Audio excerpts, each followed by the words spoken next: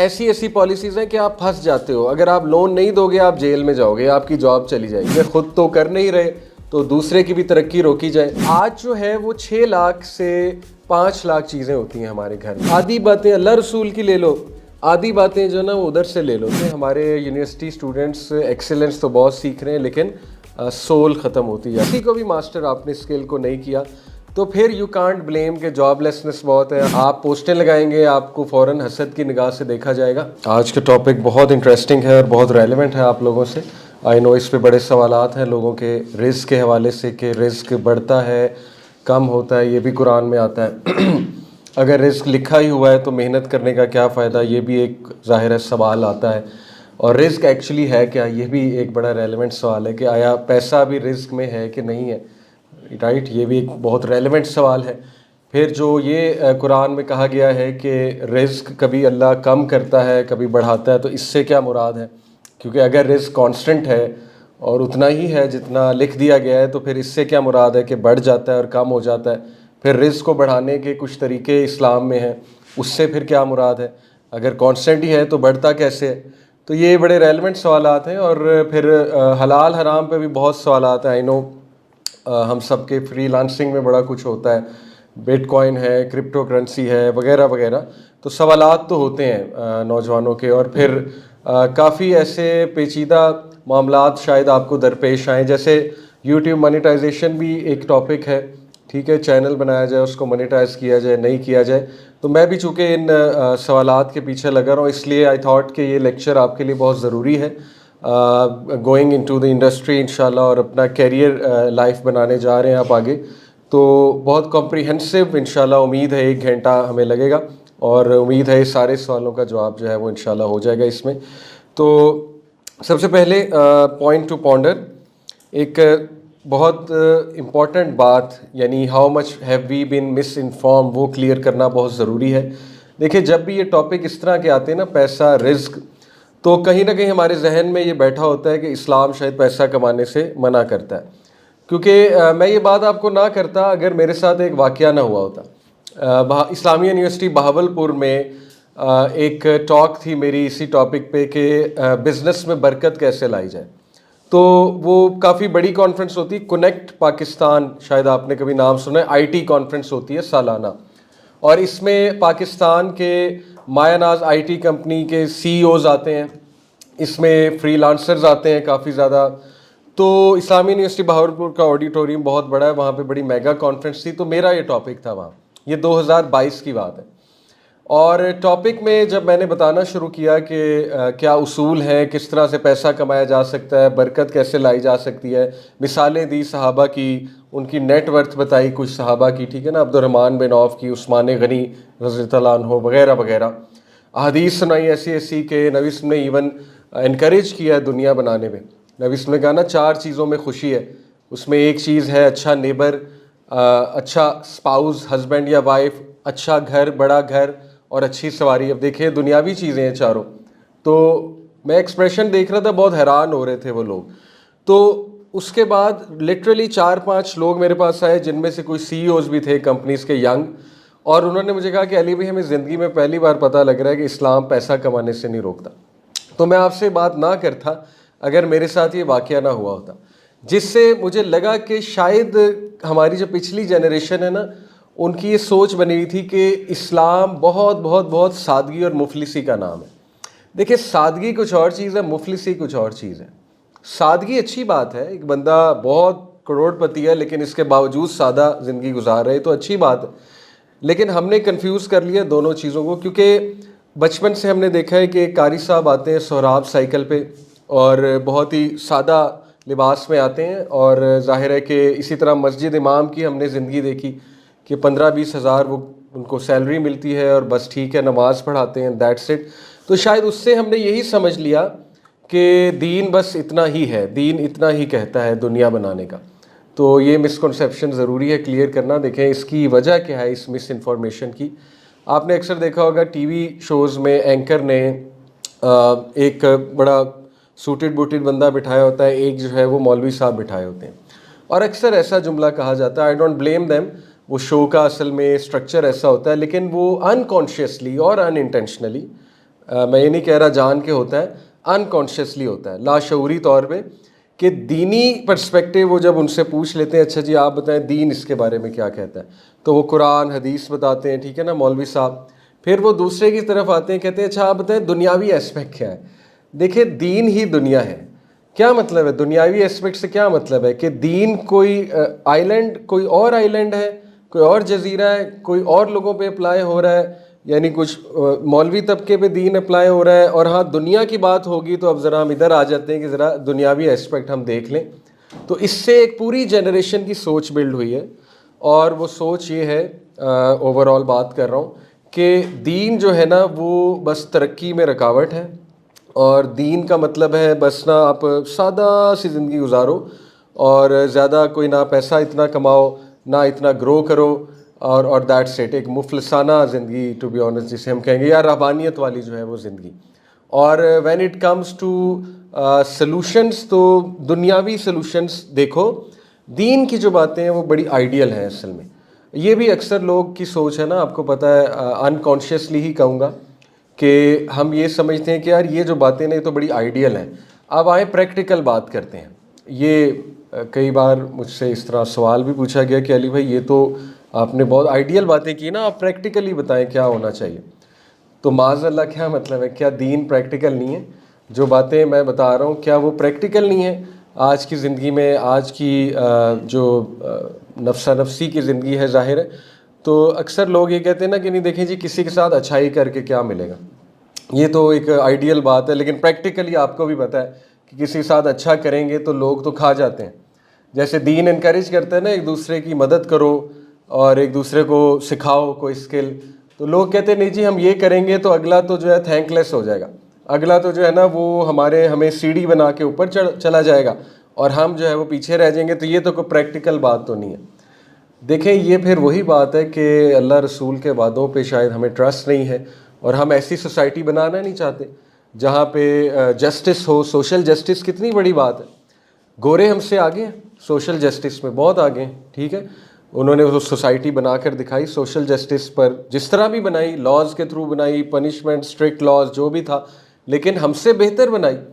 वहाँ पे इस तरह की चीज़ें आपको नहीं नज़र आएंगी कि लोग जो है वो एक दूसरे की इस तरह से लेग पुलिंग करें कि दूसरे की भी तरक्की रोक दें, ठीक है। ख़ुद तो कर नहीं रहे तो दूसरे की भी तरक्की रोकी जाए। आप देख लें हमारे माशरे में हसद कितना ज़्यादा है। कोई बंदा थोड़ा सा उभरता है, तरक्की करता है, सारे उसके पीछे पड़ जाते हैं। सोशल मीडिया आप देख लें, आप पोस्टें लगाएंगे आपको फ़ौरन हसद की निगाह से देखा जाएगा। तो somewhere down the line I believe हम सोशल जस्टिस से हटें, और सोशल जस्टिस से हटने की वजह वही है कि हम दरमियान में हैं। देखें आपने लिबरल बनना है तो पूरा बने, गोरों का सिस्टम उठाना है तो 100% उठाएं, लेकिन आपने इस्लामिक बनना है तो वो भी 100% उठाएं। ये बीच की क्या है कि आधी बातें अल्लाह रसूल की ले लो, आधी बातें जो ना वो उधर से ले लो, तो फिर तो यही मैस होगा। फिर तो ना आप उधर के होंगे ना आप इधर के होंगे, टू बी ऑनेस्ट, और यही हो रहा है। तो मैं आपको ये तमहीद इसलिए बांध रहा हूँ कि आप भी ऐसे जुमले सुनते होंगे कि देखिए जी ये चीज़ें एप्लीकेबल नहीं हैं, जो बातें हमें बताई जा रही हैं, हम प्रैक्टिकली अगर इनको अप्लाई करने पे आएँ तो वो रिवॉर्ड नहीं मिलेगा और वो चीज़ नहीं मिलेगी, ठीक है ना। जैसे आप जाकर बिजनेसमैन को सुनाएंगे हदीस के, जो ऑनेस्ट बिजनेसमैन है वो शुहदा के साथ होगा, अंबिया के साथ होगा, हदीस है, नबी सल्लल्लाहु अलैहि वसल्लम ने फरमाया। लेकिन वो आपको आगे से ये सुनाएगा, वो कहेगा जी नहीं जी अगर ऑनेस्टी दिखाने पे आए तो सौदा ही नहीं बिकता। जैसे मिसाल के तौर पे आप ये कार वर्कशॉप वालों के पास जाएं, या आप जो है शोरूम वालों के पास जाएं, वहाँ तो ऐसे कार्स बिकती हैं, वो कहते हैं अच्छा जी फ़लाना दोस्त आता है, कहते हैं जी मेरी गाड़ी नहीं बिक रही, वो कहता है जी मसला को नहीं मैं बेचूंगा, मुझे दें मैं आपको बेच कर दिखाता हूँ, और वो बेच भी देते हैं, मीटर पीछे करते हैं, ठीक है। उसके बाद वो डेंटिंग पेंटिंग वाला काम होता है, पूरा पेंट होता है, दरवाज़ा शो किया जाता है जी कि ये तो ओरिजिनल गाड़ी है और जापान से बिल्कुल इसी तरह आ रही है, वो बिक भी जाती है। तो वो कहते हैं जी देखें आप कह रहे थे जी कि ऑनेस्टी से चलना चाहिए, मैंने तो ये तरीका लगा के बेच लिया, तो आपकी बातें इसका मतलब ठीक नहीं है, प्रैक्टिकल नहीं है। तो what we don't realise is कि उससे बरकत ख़त्म होती है, और हमारे माशरे से आहिस्ता आहिस्ता आहिस्ता आहिस्ता सोशल जस्टिस की वजह से ख़त्म होने की वजह से बरकत भी ख़त्म हो रही है, ठीक है। तो ये बातें हमें समझनी चाहिए कि या तो हम फिर ट्रस्ट कर लें अल्लाह रसूल के वादों पे, ठीक है, या फिर टोटली ही उधर चले जाएं। ऑनेस्टली अगर उन्हीं को फॉलो करना है तो फिर उन्हीं के उसूल आप उठा लें टोटली। लेकिन ऑब्वियसली मैं तो यही कहूँगा कि हम जो कुरान और हदीस में टीचिंग्स हैं इंशाल्लाह उन्हीं पे अमल करें। तो देखें, अब चूँकि आप लोग जाएंगे एक ऐसे इंडस्ट्री में जहाँ कैपिटलिज़म राइज है, एक ऐसे माशरे में, तो 3 किताबें मैं आपको ज़रूर रिकमेंड करूँगा। ये एंगस डिएटन जो है नोबेल प्राइज़ विनर हैं और इकोनॉमिस्ट हैं, नोबेल प्राइज़ विनर इकोनॉमिस्ट, तो यानी इनका एक नाम है। इसी तरह हैरी ल्यूइस जो हैं ये former dean of Harvard college है, यानी ये भी कोई आम शख्स नहीं है।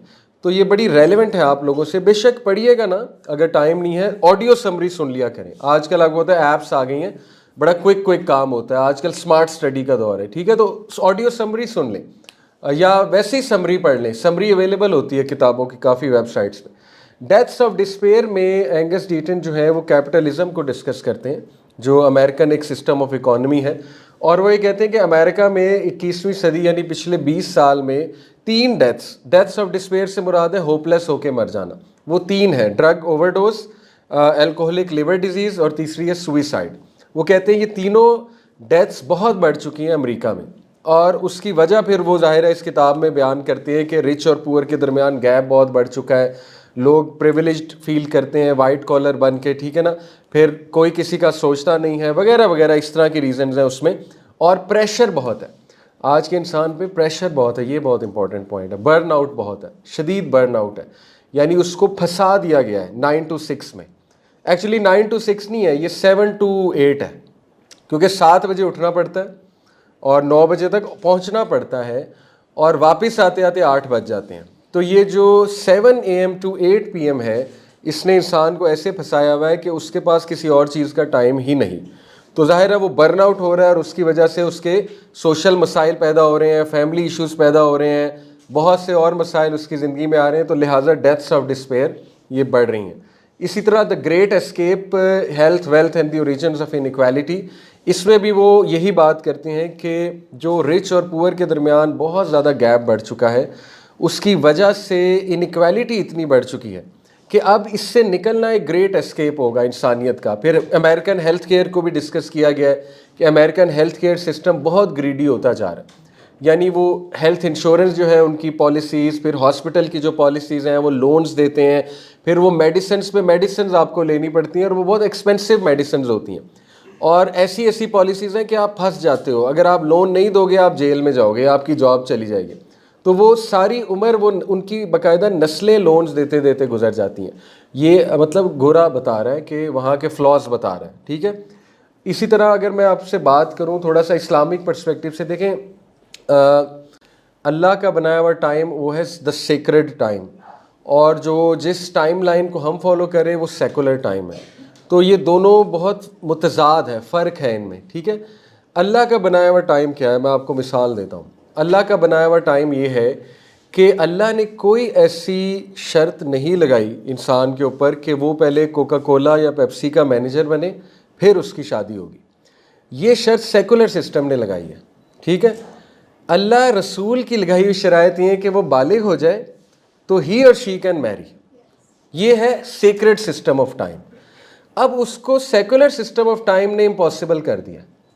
चाह कर भी एक 20-22 साल का लड़का शादी नहीं कर सकता, चाह कर भी, ठीक है। सबसे पहले तो उसको देखा जाएगा कि इसको इतनी आखिर क्या आई हुई है, sorry to use this word, ठीक है, लेकिन सबसे पहले ख़ानदान वाले ये देखेंगे। दूसरी बात ये है कि वो ये देखा जाएगा, लड़की वाले ये देखेंगे कि ये तो भाई अभी स्टूडेंट है, ये तो अभी पढ़ रहा है। तो ये पढ़ाई 16 साल एजुकेशन, फिर उसके बाद MPhil, फिर उसके बाद PhD, 30 साल उम्रें करा लो।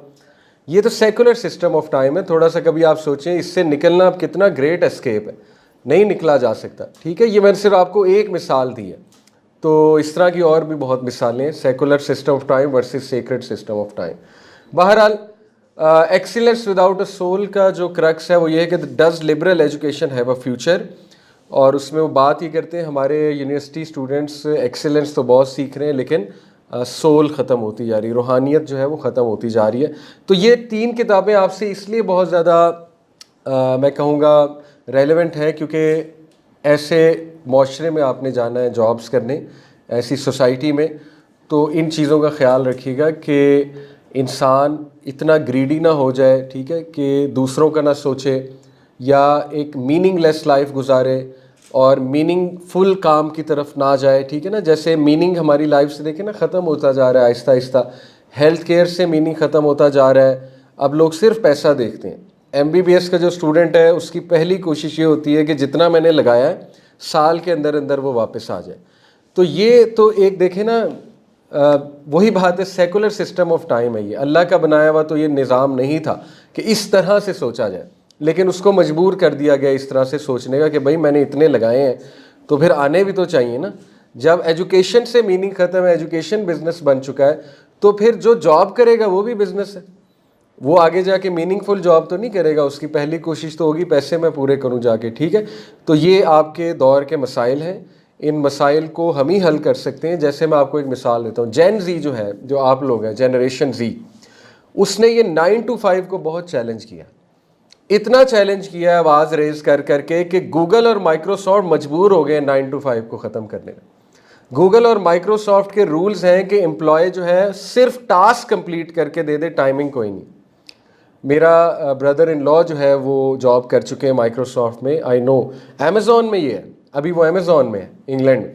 अमेज़ॉन के ये रूल्स हैं कि ऑफिस टाइम आपने 2-3 घंटे आए, बैठे अपने डेस्क पे, आपकी मर्जी है जितना आपने आना है, काम बस हमें पूरा चाहिए, डेडलाइन पे आपने हमें काम करके देना है। ये किस लिए हुआ है? जेन जी ने प्रेशर डाला है, आप लोगों ने, जनरेशन जी।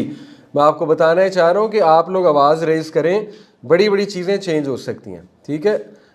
हमारी कैपिटलिस्ट सोसाइटी है ना, इट्स ऑल अबाउट बिजनेस। जैसे मेरे एक दोस्त जो है वो अक्सर मिसाल देते हैं और बिल्कुल सही कहते हैं। वो कहते हैं कि यूनिवर्सिटीज़ और स्कूल ये इदारे बिजनेस हैं। जब इन्हें नज़र आएगा कि इस्लामिक लोग ज़्यादा हो रहे हैं तो ये इस्लाम पे आ जाएंगे, ठीक है ना। ये कहेंगे इस्लाम को अब सेल करते हैं क्योंकि दे वांट मनी, तो लोग प्रेशर डालेंगे तो वो कुछ भी कर लेंगे, ठीक है। तो ये बात मैं आपको इसलिए बता रहा हूँ कि इन चीज़ों पे आवाज़ रेज़ करें आगे जाकर। जो ज़्यादतियाँ हैं, जो सोशल इनजस्टिस है, जो गलत रवैये हैं, अपनी अपनी इंडस्ट्री में जहाँ भी जाएं वहाँ पे जस्टिस के साथ जाएं इंशाल्लाह ताला, और ज़्यादती के ऊपर आवाज़ रेज़ करें। आप देखें इंशाल्लाह चेंजेस आएंगी। तो बहरहाल आगे चलते हैं इंशाल्लाह ताला। देखें, पहली बुनियादी बात, ये इंसानी साइकोलॉजिकल फैक्ट है कि इंसान को कोई भी अमाउंट ऑफ सैलरी खुश नहीं कर सकती। सोंजा लिम्बोमिस्की का ये एक रशियन साइकोलॉजिस्ट है, उनकी पूरी रिसर्च है। उन्होंने पूछा अमेरिकन जो लोग काम कर रहे हैं वहाँ पे वाइट कॉलर, उनसे जाकर पूछा कि कितनी सैलरी आपको और चाहिए। पहले उसने पूछा $30,000 पर एनम जो कमा रहे थे उनसे जाकर, तो उन्होंने कहा कि हम इतना खुश नहीं हैं, 50,000 हो जाए तो हम खुश हैं। तो उसके बाद वो उनके पास गई जो $1,00,000 पर ईयर पर एनम कमा रहे थे, उनका भी सेम आंसर था कि नहीं थोड़ी सी ज़्यादा होनी चाहिए। तो उन्होंने कहा 2.5 लाख हो जाए तो अच्छा है। फिर वो 2.5 लाख वालों के पास गई तो उन्होंने भी एक और अमाउंट बताई। तो उसने कंक्लूड ये किया कि no amount of salary is enough to make you happy, क्योंकि जब सैलरी बढ़ती है तो डिमांड्स बढ़ती हैं और फिर बहुत सी चीज़ें चेंज होती, लाइफस्टाइल चेंज होता है। तो वो तो बंदा फिर चाहता है आता जाए, इधर से आए उधर से आए, ये दौड़ कभी नहीं ख़त्म होगी, ठीक है। अगर बंदा इस दौड़ में लग जाए फिर वो यही सोचता रहेगा, इधर से आए उधर से आए, ये भी हो जाए वो भी हो जाए, फिर वो बर्नआउट भी करेगा। आपको पता है ये जो अमेरिकन का सबसे बड़ा रिग्रेट, मैं एक ग्राफ देख रहा था, स्टैटिस्टिक था, उसमें अमेरिकन के 10 रिग्रेट्स थे और ये बहुत बड़ा सर्वे है, यानी लाखों अमेरिकन से पूछा गया कि आपका, और किन से पूछा गया, जो 50+ थे, 50+, जिन्होंने एक ज़िंदगी गुजार ली, उनसे पूछा गया आपका ज़िंदगी का सबसे बड़ा रिग्रेट क्या है, 10 रिग्रेट्स लिखें। तो सबसे जो टॉप का रिग्रेट था, जो ग्राफ पे बहुत ऊपर था, वो था कि मैं काश अपनी फैमिली के साथ ज़्यादा टाइम गुजारता। ये उनका बहुत बड़ा रिग्रेट है, ठीक है। तो इससे साबित ये होता है कि दुनिया में और रिस्क में इतना ना खप जाए इंसान कि वो ये बेसिक जो चीज़ें हैं, जो इंसान को खुश करने वाली चीज़ें हैं, जैसे फैमिली है, फैमिली को टाइम देना है, माँ बाप को टाइम देना है, बच्चों को टाइम देना है, वो बिल्कुल उससे ही ना चला जाए। तो ये मैं आपके सामने कुछ हकीकतें रख रहा हूँ, ठीक है, ताकि आप इन चीज़ों की इंशाल्लाह you take care of these things. और ये प्रॉफिट में देखें हमें बता भी दिया था कि अगर आदम के बच्चे को एक सोने की वादी दी जाए तो वो एक और चाहेगा, वो भी मिल जाए तो एक और चाहेगा, यहाँ तक कि उसका पेट मिट्टी भरेगी। तो ये फैक्ट तो प्रॉफिट में भी इंसान की लालच का जो फैक्ट है ये बताया हुआ है। बहरहाल अभी हम प्रैक्टिकली बातें करते हैं। आई नो कुछ सवालात जहन में ज़रूर होंगे। तो इसके बाद ये भी एक चीज़ देख लें कि अमेरिकन पैराडॉक्स एक किताब है जिसकी जो है वो टैग लाइन है spiritual hunger in an age of plenty. इसमें वो एक स्टैटिस्टिक कोट करते हैं बड़ा मज़े का। 1940 में जो एवरेज हैप्पीनेस थी अमेरिकन्स की अकॉर्डिंग टू दैट रिसर्च वो थी 7.5 आउट ऑफ 10, और 2015 में दोबारा जब कैलकुलेट की गई तो 7.2 थी, यानी 0.3 गिर गई। इसी को वो कहते हैं अमेरिकन पैराडॉक्स, यानी ना समझ आने वाली चीज़। कहना वो ये चाह रहे हैं बुक लिखने वाले कि चीज़ों से खुशी बढ़नी चाहिए थी। देखिए ना, चीज़ें बढ़ने से क्या मुराद है। 1960 में एक एवरेज अमेरिकन हाउस होल्ड में आई थिंक कि चंद हज़ार चीज़ें होती थी। चीज़ें मुराद है चमचियाँ, कांटे, table, furniture, bed sheets, everything, उनको हम शामिल करेंगे थिंग्स में। आज जो है वो 6 लाख से 5 लाख चीज़ें होती हैं हमारे घर में, मतलब छोटी छोटी चीज़ों की अगर हम बात करें, ठीक है, एवरेज पे। तो ये साबित वो ये करना चाह रहे हैं इस किताब से कि चीज़ें बढ़ने की वजह से खुशी ज़्यादा बढ़नी चाहिए थी, लेकिन वो कम हो गई, जिससे साबित होता है कि चीज़ों में खुशी नहीं है, कन्वीनियंस बढ़ी है ना। देखिए टीवी आ गया, मोबाइल आ गया, कम्युनिकेशन में कन्वीनियंस हो गई, ट्रैवलिंग में कन्वीनियंस हो गई, वॉशिंग मशीन ऑटोमेटिक आ गई, लेकिन फिर भी खुशी गिरी है। तो ये पैराडॉक्स है, और वाकई इसका मतलब है कि कोई और चीज़ भी है खुशी के लिए, और वो चीज़ आज इंशाल्लाह हम डिस्कस करेंगे। सबसे पहले कुछ कुरानिक प्रिंसिपल्स आपको जनरल लाइफ के हवाले से बता दूं ताकि हम क्लियर हों कि हमने ज़िंदगी में इंशाल्लाह कैसे चलना है। पहला प्रिंसिपल है लक़द ख़लक़नल इंसाना फ़ी कबद। सूरह बलद की आयत नंबर 4 है। इसकी ट्रांसलेशन है कि अल्लाह कहते हैं कि हमने इंसान को मुशक्क़त में पैदा किया। देखिए, यही माइंडसेट बनाएं कि ज़िंदगी में मुशक्क़त है। अगर अल्लाह ने बग़ैर मुशक्क़त के किसी को कुछ देना होता तो नबी सल्लल्लाहु अलैहि वसल्लम को मिलता, क्योंकि वो अल्लाह के सबसे प्यारे थे, सबसे क्लोज़ थे, लेकिन उन्होंने बहुत मुशक्क़त की है। हमारे नबी की ज़िंदगी आसान नहीं थी। फ़तह मक्का के लिए बहुत मुशक्क़त हुई है और बहुत से चैलेंजेस को पार करके जो है वो चीज़ मिली है। हिजरत बहुत मुशक्क़त से हुई है। तो ये माइंडसेट के साथ जाएं कि कोई भी शॉर्टकट ज़िंदगी में नहीं होता। ये सब बातें हैं, अल्लाह के बनाए हुए उसूल हैं। मुशक्क़त और मेहनत, इसी से चीज़ मिलती है। ठोस चीज़ अगर आपको चाहिए, जुगाड़ से आपको मिल जाएगी एक चीज़, लेकिन वो खोखली होगी, वो कभी ना कभी ब्रेक होगी, कभी ना कभी उसकी फाउंडेशन गिरेगी और फिर वो बहुत ज़्यादा हिट करेगी। ठीक है, तो ये पहला असूल, माइंडसेट ही ये बना लें मैंने मेहनत करनी है। पढ़ाई में मेहनत है, जॉब तलाश करने में मेहनत है, और इंशाअल्लाह ताला हर मामले में मेहनत है। लर्न करनी पड़ती हैं चीज़ें, तो लर्निंग एप्टीट्यूड बनाएं। मैं शुरू में एक स्लाइड आपको दिखाना चाह रहा था जिसमें मैं बताना चाह रहा था कि मैं अभी तक अल्हम्दुलिल्लाह सर्टिफिकेशंस, डिप्लोमास कर रहा हूँ डिफरेंट यूनिवर्सिटीज़ से। हालांकि मुझे ज़रूरत नहीं है, अब मेरा प्रोफाइल बन चुका है। मैं कहीं भी जाऊँगा वो ये नहीं पूछते कि आपकी तालीम क्या है, वो सिर्फ ये देखते हैं जी इनके सब्सक्राइबर इतने और बस ठीक है जी ये एक मोटिवेशनल स्पीकर है, आ जाए।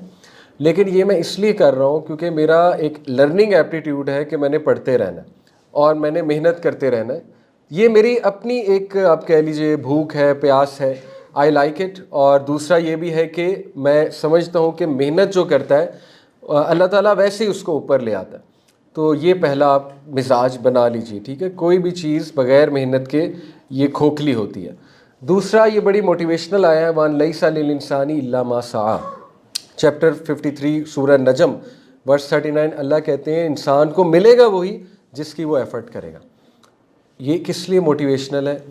देखें, हर चीज़ कोशिश करके की जा सकती है। आप हर स्किल, इमोशनल इंटेलिजेंस सीख सकते हैं कोशिश करके, लीडरशिप सीख सकते हैं, इंग्लिश बेहतर कर सकते हैं अपनी, ठीक है।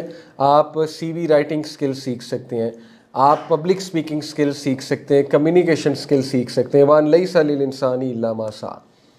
तो इससे मोटिवेट हो कि जिस चीज़ की आप कोशिश करेंगे इंशाल्लाह वो आपको मिल जाएगी।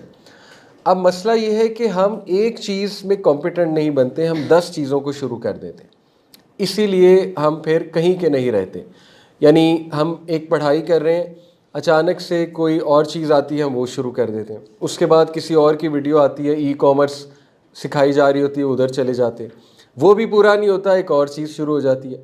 वो भी पूरी नहीं होती, एक और चीज़ शुरू। तो 10 चीज़ें जब पैरेलल चल रही हैं और उनमें से किसी के भी कॉम्पिटेंट नहीं है, आप किसी को भी मास्टर आपने स्किल को नहीं किया, तो फिर यू कांट ब्लेम कि जॉबलेसनेस बहुत है, अनएम्प्लॉयमेंट बहुत ज़्यादा है, ठीक है ना, और मेरा इंटरव्यू नहीं क्लियर होता। तो you have to think about it कि कोशिश किस चीज़ की जा रही है, ठीक है। ये बड़ी अच्छी एक मोटिवेशनल आया। फिर ये उसूल बहुत खूबसूरत उसूल है, फ़ज़्कुरूनी अज़्कुरकुम वश्कुरूली वला तकफ़ुरून। तुम मुझे याद रखो, मैं तुम्हें याद रखूँगा। देखें, ये कायनात का प्राइम मिनिस्टर अल्लाह कह रहा है, और आपको मुल्क का प्राइम मिनिस्टर ये कह दे तो आप सोचें कि हमारी खुशी की क्या इंतहा होगी कि उसने मुझे कह दिया कि फ़िक्र ना करो, मैं तुम्हें याद रखूँगा, तुम्हारा चेहरा मुझे याद रहेगा, डोंट वरी। तो ये अल्लाह को याद करने से मुराद क्या है कि देखें, आप जो भी करें अल्लाह को याद करके करें। हलाल हराम की ज़रा तमीज़ शो की जाए, और कोई भी काम करने से पहले सोच लिया जाए कि कहीं ये अल्लाह सुब्हानहू व तआला के लॉज के ख़िलाफ़ तो नहीं जाता। This is what is meant by कि रिमेंबर मी। तो remember me, I will remember you, और मेरी ना शुक्री ना करो और मेरा कुफर ना करो, ये अल्लाह सुब्हानहू व तआला ने हमें, और मेरी शुक्रगुजारी करो और कुफर ना करो मुझसे। अगली जो कॉन्सेप्ट है वो है लाइन शकर तुम ला अज़ीदन्नकुम, कि तुम मेरा शुक्र करते जाओ, I will increase you in risk, मैं तुम्हें और देता जाऊँगा। तो शुक्रगुजारी के साथ ज़िंदगी गुजारना, उससे मज़ीद मिलता है। और शुक्रगुजारी प्रैक्टिकली होती है, यानी चैरिटी करके, ये एक प्रैक्टिकल मेथड है, ठीक है ना। आप रेस्ट एश्योर्ड चैरिटी निकालते जाएंगे, माल इंक्रीज़ होगा, हो ही नहीं सकता, वहाँ से आएगा, आप सोच भी नहीं सकते। तो चैरिटी के बहुत से एवेन्यूज़ हैं। एक तो डोनेशन बॉक्सेस हर जगह पड़े होते हैं, बेकरी में जाएं, कहीं जाएं, वहाँ कोई अच्छे ऑर्गेनाइजेशन, ऑथेंटिक ऑर्गेनाइजेशन, अल खिदमत है जैसे, ठीक है ना, इस तरह कोई और शौकत खानम हो सकता है, कोई और हो सकता है, तो आप डाल दें, 10 रुपये डाल दें, क्या जाएगा, 20 रुपये डाल दें, कुछ भी नहीं। तो लाइन शकर तुम लाज़ीदन्नकुम, मेरा शुक्र करते जाओ, मैं तुम में इजाफा करता जाऊँगा। तो ये 4 उसूल मैंने आपको ज़िंदगी के बताए, जो हर फील्ड ऑफ लाइफ में अप्लाई होते हैं, रिस्क के मामले में भी अप्लाई होते हैं, ठीक है। पहला उसूल क्या था कि भूल गए जी, लक़द खलक़नल इंसान फ़ी कबद, कि मैंने मुशक्क़त में पैदा किया है, मेहनती बने, पहली बात, ठीक है। दूसरी बात, व अन लैसा लिल इंसानी इल्ला मा सा, तुम्हें वही मिलेगा तुम जिसकी कोशिश करोगे। बुराई की कोशिश करोगे वो मिल जाएगी, अच्छाई की करोगे वो मिल जाएगी। तो अल्लाह ताला नहीं रोकता, अल्लाह ताला देता है जो कोशिश करता है। और मुझे याद रखो, मैं तुम्हें याद रखूँगा, ये बहुत बड़ी बात है। अल्लाह ताला कह रहा है, गारंटी दे रहा है कि तमाम मामलात मेरे हुक्म के मुताबिक करोगे तो अकेला नहीं छोड़ूंगा। कैसे छोड़ सकता हूँ अकेला, ठीक है। और लाइन शकर तुम, शुक्र में बढ़ते जाओ, मैं देता जाऊँगा। ये तो 4 उसूल हो गए। अब हम रिस्क को थोड़ा समझ लेते हैं, ऑल्दो आपको समझ होगी, लेकिन थोड़ा सा और रिवाइज कर लेते हैं। देखिए, इस्लामिक कॉन्सेप्ट ऑफ रिस्क में 4 चीज़ें आती हैं। वैसे तो स्पिरिचुअल वेल्थ भी है, बट एनीवे, सोशल वेल्थ यानी लॉयल कंपेनियन, लॉयल दोस्त, लॉयल साथी, ये, या माशरे में आपकी एक रिस्पेक्ट, इज़्ज़त। पुराने लोग इतना खुश होते थे सोशल वेल्थ से, यानी वो इतने कंटेंट थे। आपकी सोच है, मेरे दादा जो थे ना, वो एक स्कूल टीचर थे, मास्टर साहब, उनका नाम मशहूर था तब के दौर में, मास्टर साहब आ गए। वो अब्बू बताते हैं, मैं तो उनसे नहीं मिला, वालिद साहब बताते हैं कि वो फ्रूट वालों को, उसके बच्चे को पढ़ा रहे हैं फ्री में। इसी तरह वो जो बाल काटने वाला है, उसके बच्चे हैं, उसे कहते थे आ जाओ भी, भेज दो मेरे घर, मैं पढ़ाता हूँ इसे, फ्री में वो पढ़ा रहे हैं और कंटेंट हो रहे हैं। क्यों? एक इज़्ज़त मिल रही है, ठीक है ना, सोशल वेल्थ है ना ये। और जो है ना, वो प्यार मोहब्बत शो कर रहे हैं, सलाम कर रहे हैं, फ्रूट वाले के पास जा रहे हैं, तो लोग इससे खुश होते थे। पीपल वर कंटेंट कि मुझे पैसे नहीं चाहिए, this is good for me. तो ये भी रिस्क है, और इससे हमारी जनरेशन बहुत दूर है, ठीक है। हम सारा रिस्क पैसे से परखते हैं कि पैसा कहाँ आ रहा है, पैसा कहाँ आ रहा है। और अनफॉर्चुनेटली ये इसलिए हो गया क्योंकि वो महंगाई और सारे मामलात, बहरहाल वो एक अलग डिस्कशन है। But trust this, social wealth is great thing. दूसरा, इकोनॉमिक वेल्थ, वो आपको पता है, रिस्क। पेपर करेंसी तो खैर कभी थी नहीं, ये तो हमारे दौर की चीज़ें हैं, पेपर करेंसी, बहरहाल चले इसको पेपर करेंसी कह लें। टाइम वेल्थ, टाइम में बरकत, ऑब्वियस सी बात है। देखें, आपने 1 करोड़ कमाया 1 साल में, और खुदा न खास्ता उसके बाद आपकी गाड़ी बहुत बुरी तरह से ख़राब हो गई, या घर में कोई इशू आ गया, या खुदा न खास्ता आपको कोई बीमारी आ गई जिससे आपका वक्त ज़ाया हुआ है, 1 महीना बंदा बीमार पड़ गया, तो देखिए ये क्या मतलब है कि वक्त का ज़ाया हो रहा है। हो सकता है अल्लाह 1 करोड़ ना दे 1 साल में, अल्लाह 10 लाख दे, लेकिन उसके बदले में टाइम में बहुत बरकत दे दे, यानी कम टाइम में आपकी ज़्यादा चीज़ें हो रही हैं, ठीक है। या हो सकता है बीमारी ही नहीं कोई आई 1 साल तक, या हो सकता है कि कोई हादसा नहीं हुआ, कोई मुश्किल नहीं आई, तो वक्त बच जाता है इंसान का, ठीक है। तो ये भी बहुत ज़रूरी है, इस तरह का रिस्क भी। इमोशनल वेल्थ, जहनी सुकून, कल्बी इत्मीनान, गिना, कम में खुश हो जाना, ये इमोशनल वेल्थ में आता है, ठीक है। तो आप देखिए ये 3 चीज़ें इकोनॉमिक वेल्थ को हटा के कितनी इग्नोर होती हैं कि हमने उन लोगों को सिर्फ आइडियल बनाया होता है जिनकी ज़िंदगी में टू बी ऑनेस्ट ना तो सोशल वेल्थ है। ये जो बड़े बड़े हाइपर सक्सेसफुल लोग हैं, अमेरिकन्स और जो भी जिनको हम समझते हैं कि बहुत हाइपर सक्सेसफुल हैं, यकीन करें उनकी डिवोर्सेस होती हैं। औरतें उनसे इसलिए शादी करती हैं कि डिवोर्स लेके 50% इनकी वेल्थ हम ले जाएंगी। अमेरिका में लॉ है, आपको पता है कि औरत जो है डिवोर्स जब लेगी तो 50% वेल्थ उस बंदे की उसको जाएगी, ठीक है। आप सोचें, ना उन्हें लॉयल लाइफ पार्टनर मिल रहा है, ना ही उनके इर्द गिर्द के लोग लॉयल हैं, वो वेट कर रहे हैं मरेगा कब, मरेगा तो हम जो है इनकी चीज़ें हमें मिलेंगी, ठीक है।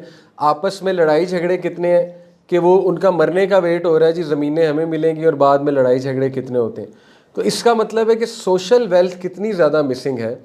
और सोचें कि आप वेल्थ बहुत कमा लें, लेकिन आगे से अल्लाह की तरफ से स्पाउस आपका ऐसा है, लाइफ पार्टनर ऐसा है जिसने जीना हराम किया हुआ है, ठीक है, और फ़ायदा ही नहीं आपको वेल्थ कमाने का। या तो आप स्लेव बन गए, ठीक है, गुलाम की ज़िंदगी गुजार रहे हैं, या फिर ये है कि वो लड़ाई झगड़ा इतना ज़्यादा है कि उस वेल्थ का फ़ायदा ही नहीं कोई ख़ास हुआ, जहनी सुकून ही नहीं मिला। तो अल्लाह से ये रिस्क भी मांगा करें कि सोशल वेल्थ या रिस्क की दुआ करते हुए चारों माइंड में लाया करें। इसी तरह देखें, कुछ लोग बहुत पैसा कमा लेते हैं लेकिन वक्त में बरकत नहीं होती उनके, दे आर ऑलवेज बिजी, ना फैमिली के लिए टाइम है, ना बच्चों के लिए टाइम है, ना किसी और काम के लिए टाइम है। देखें, वन ऑफ द थिंग्स जो स्कॉलर्स कहते हैं ना कि नाउज़ुबिल्लाह, अल्लाह माफ़ करे, जब अल्लाह किसी से नाराज़ होता है ना, अल्लाह उनसे तौफीक छीन लेता है नेक अमाल की, यानी उन्हें ख्याल ही नहीं आता कोई नेक अमल करने का, उनकी तवज्जो ही उस तरफ नहीं जाती। और ये वन ऑफ द साइंस है अल्लाह की तरफ से कि अल्लाह ताला फिर उसको छोड़ देता है, और जिसको अल्लाह पसंद करता है, जिससे राज़ी है, तो फिर अल्लाह उसको लाता है इस तरफ, नेक अमाल की तरफ भी लाता है, ठीक है।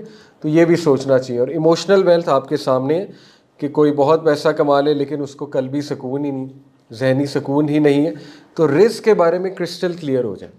अब देखें, जो इंसान ये कहे जी कि हदीस कहती है कि सिला रहमी से रिस्क बढ़ता है, मेरा तो नहीं बढ़ा, मेरे पास तो इतनी सेविंग थी, अभी भी इतनी है, तो इसका मतलब क्या है कि वो किस नज़र से देख रहा है? Economic wealth. तो बाकी 3 से कौन देखेगा? वो ये देख ही नहीं रहा कि अल्लाह ने उसे, ये मेरे सामने के वाक़यात हैं, एक इंसान शिकायत करता है जी कि मेरा पैसा नहीं बढ़ा। आप ये देखो कि अल्लाह ने आपको एक नेक बीवी दी हुई है। मैं आपको एक कुछ केस स्टडीज़ बता रहा हूँ, जो आपके पीछे पड़ी हुई है, नमाज़ पढ़ लो, जो आपके पीछे पड़ी हुई है कुरान सीख लो, जो आपके पीछे पड़ी हुई है कि दीन की तरफ आ जाओ, तो अल्लाह वहाँ से रिस्क नहीं बढ़ा रहा, वो बीवी रिस्क है, और वो आपको पुश कर रही है नेक अमाल के लिए, ये रिस्क बढ़ रहा है। ये वो हदीस पूरी हो रही है कि अल्लाह तुम्हारा रिस्क बढ़ाएगा। फिर हो सकता है अल्लाह ने आपको बहुत औलाद को मज़ीद फरमा बरदार कर दिया, सिला रहमी की, और औलाद फरमा बरदार हो गई, उस नज़र से कौन देखेगा? वहाँ से रिस्क नहीं बढ़ रहा। इसी तरह कोई कह सकता है जी कि हदीस में है जी कि शादी करके रिस्क बढ़ता है, मेरा तो नहीं बढ़ा। तो भाई आपका नहीं बढ़ा से क्या मुराद है? मतलब पैसे नहीं बढ़े? इंशाल्लाह पैसे भी बढ़ेंगे, अल्लाह रसूल के वादों पे ट्रस्ट है तो, अगर तवक्कल है, लेकिन ज़रूरी तो नहीं ना कि पैसा ही बढ़ जाए, हो सकता है वक्त में बरकत आ गई हो, किसी और एंगल से भी तो देखना चाहिए ना चीज़ को। तो इसलिए मैं आपको ये क्रिस्टल क्लियर कर रहा हूँ कि रिस्क के बारे में क्रिस्टल क्लियर हो जाए। अब कुछ चीज़ें जिनका ख्याल रखना चाहिए रिस्क के मामले में और कमाने के मामले में, वो मोटे मोटे उसूल इस्लाम के क्या हैं? Number 1, attitude wise self reliance based confidence से बचें, यानी मुतकब्बिराना रवैये से बचें, हम्बल रहें। हम्बल इंसान बहुत ऊपर जाता है, और जो ऐसा इंसान हो जिसमें आकड़ बहुत हो, जो हर चीज़ को अपने नज़रिए से देखे और अपने ही गुण गाता रहे, वो ऊपर नहीं आता। ये आपको बेसिक बात पता है, रवैये गिराते हैं इंसान को। जो इंसान कहता है मैं फन्ने खाऊं, मैं ही सब कुछ हूँ, वो इंसान फीडबैक नहीं ले सकता, पहली प्रॉब्लम, ठीक है। उसे कोई करेक्ट करेगा, वो कहेगा कि ये कौन होता है मुझे करेक्ट करने वाला, ठीक है। हंसेगा वो पीछे जाके कि ये कौन होते हैं मुझे बताने वाले। दूसरा ये है कि उसमें ईगो बहुत आ जाएगी, ठीक है। तीसरा ये है कि ऑब्वियस सी बात है कि वो अगर फेलियर उससे हो जाता है तो डिप्रेशन में बहुत चला जाएगा, क्योंकि वो ओवर कॉन्फिडेंट था। तो इसके नुकसानात बहुत ज़्यादा है। तो इस मामले में जो कुरान मजीद हमें उसूल देता है वो तवक्कल बेस्ड कॉन्फिडेंस है, कि बजाय कि ये कहने के मैं यूँ मैं वो मैं सेल्फ मेड हूँ, मैंने ये किया। देखिए, मैं से बचें। और मैं आपको कुरान से 2 कैरेक्टर्स बताता हूँ। एक कारून ने कहा था कौला इन्नमा ऊती तुहु अला इल्मिन इंदी, कि ये जो कुछ मेरे पास है ये मेरे इल्म का कमाल है। ये उसके अल्फाज थे, ठीक है। ऑन दी अदर हैंड कारून से भी अमीर शख्स हज़रत सुलेमान के सामने कारून की वेल्थ कुछ भी नहीं। हज़रत सुलेमान आपको पता है जिन्नात उनके अंडर, हवाएं और महल उनका देखने वाला था। जब मलका सबा आई थी तो वो हैरान रह गई थी वो शीशे का फ्लोर देख के, ठीक है। तो उनके अल्फाज क्या है, कौला हाजा मिन फजली रब्बी, कितने मुतजाद रवैये कि ये सब मेरे रब का फजल है, मेरा क्या कमाल है, मेरे रब ने मुझे दिया हुआ है, ठीक है। तो ये वही बात है, लाइन शकर तुम ला अज़ीदन्नकुम, शुक्र करोगे तो और मिलेगा। और एरोगेंट हो जाओगे तो फिर जाहिर है एरोगेंस तो पसंद नहीं है अल्लाह सुब्हानहू व तआला को। तो इसका ख्याल रखें, अल्लाह की तरफ डायरेक्ट किया करें कामयाबी को, सजदा शुक्र किया करें, अल्लाह की तरफ निस्बत करें अपने सक्सेस की और रिज़्क़ की इंशाअल्लाह ताला, या किसी भी पॉजिटिव चीज़ की। इसको आप साथ लेकर चलें ज़िंदगी में। दूसरी चीज़ to take care of is burn out versus बरका। देखें, ज़्यादातर जो रूटीन्स हैं हमारी वो बर्न आउट पर बेस्ड है। इस्लाम इनकरेज करता है बरका लाइफस्टाइल की तरफ आए, क्योंकि इस्लाम आपको तलकीन करता है अपना ख्याल रखो, तुम इंसान हो, अपने दिमाग का ख्याल रखो, अपने दिल का ख्याल रखो, अपने जिस्मों का ख्याल रखो, अपनी मेंटल हेल्थ का ख्याल रखो। इसकी बहुत तलकीन की गई है दीन में। तो अब ज़ाहिर है हम थर्ड वर्ल्ड कंट्री है, इकॉनमी डाउन है, लोग 3-3 जॉब्स भी करते हैं अनफॉर्चुनेटली, और लोग जो है वो बर्न आउट कराते हैं अपने आप को, ठीक है। तो इसका देखिए बेहतर तरीका ये है कि सबसे पहले तो प्लानिंग अच्छी होनी चाहिए, ये बहुत ज़रूरी है। अल्लाह ने आपको दिमाग दिया है, अकल दी है, प्लानिंग अच्छी हो। दूसरी बात ये है कि ऐसे चीज़ों को पकड़ें जिनमें बरकत है।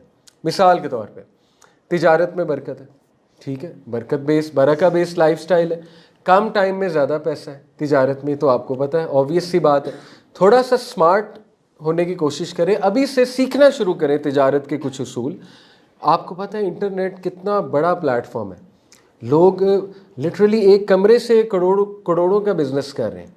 एक कमरे में चीज़ें रखी हैं, वहाँ से ऑनलाइन बिजनेस चल रहा है, करोड़ों का बिजनेस। बल्कि कुछ लोगों के पास कमरा भी नहीं है, बस एक सोशल मीडिया अकाउंट है और करोड़ों का बिजनेस चल रहा है। तो थोड़ा सा इस तरफ भी सोचने की कोशिश करें कि बरकत है किस चीज़ में ज़्यादा। दूसरी बात, स्कॉलर्स ये कहते हैं कि लोगों के नफ़े का काम करोगे उसमें बरकत है। ऐसी फील्ड चूज़ करें जिसमें इंसानियत का नफ़ा है, MBBS, लेकिन नीयत ये कि नफ़ा करना है, ठीक है, नुकसान नहीं। ज़्यादातर आपको पता है आजकल अल्लाह माफ़ करे हॉस्पिटल्स का क्या हाल है, नुकसान ज़्यादा हो रहा है। तो ये भी रूल है कि नफ़ा वाला काम चूज़ करोगे बरकत ज़्यादा होगी। अब्दुर्रहमान बिन औफ की केस स्टडी आपके सामने है। अब्दुर्रहमान बिन औफ इस्तिलान हो, उनके भाई नवीस ने साद बिन मुआज़ बनाए थे, साद बिन उबैदा, इनमें से कोई एक है। दोनों अमीर थे। देखिए नवीस में जो पेयरिंग की थी ना वो बड़ी स्मार्टली की थी, अंसार और मुहाजिरीन की जो मुआखात है भाईचारा, उसमें पेयर्स बनाए थे।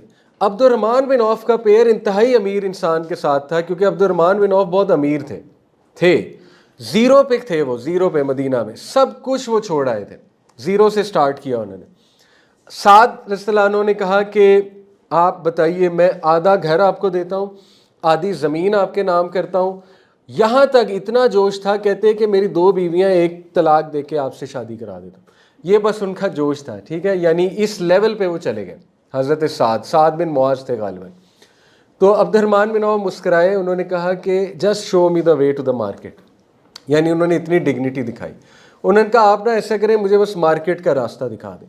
तो फिर साद उन्हें मार्केट लेकर गए, उन्होंने सर्वे किया और ज़ाहिर है जो लूप होल उन्हें नज़र आया होगा, बहुत स्मार्ट थे अब्दुर्रहमान बिन औफ, तो उन्होंने फिर डेयरी प्रोडक्ट्स से काम शुरू किया। डेयरी प्रोडक्ट्स, खालिस दूध, खालिस जो डेयरी प्रोडक्ट्स थे वो उन्होंने बेचना शुरू किया। और ये स्कॉलर्स कहते हैं नफ़ा बख्श काम है। किसके लिए? इंसानियत के लिए। आप कोई लूप होल माशरे में ढूंढेंगे जहाँ पे हलाल चीज़ सही से नहीं मिल रही या नफ़ा बख्श चीज़ सही से नहीं मिल रही, आप उस पर सोचना शुरू करेंगे, आप देखें अल्लाह की तरफ से ज़रूर बरकत आएगी।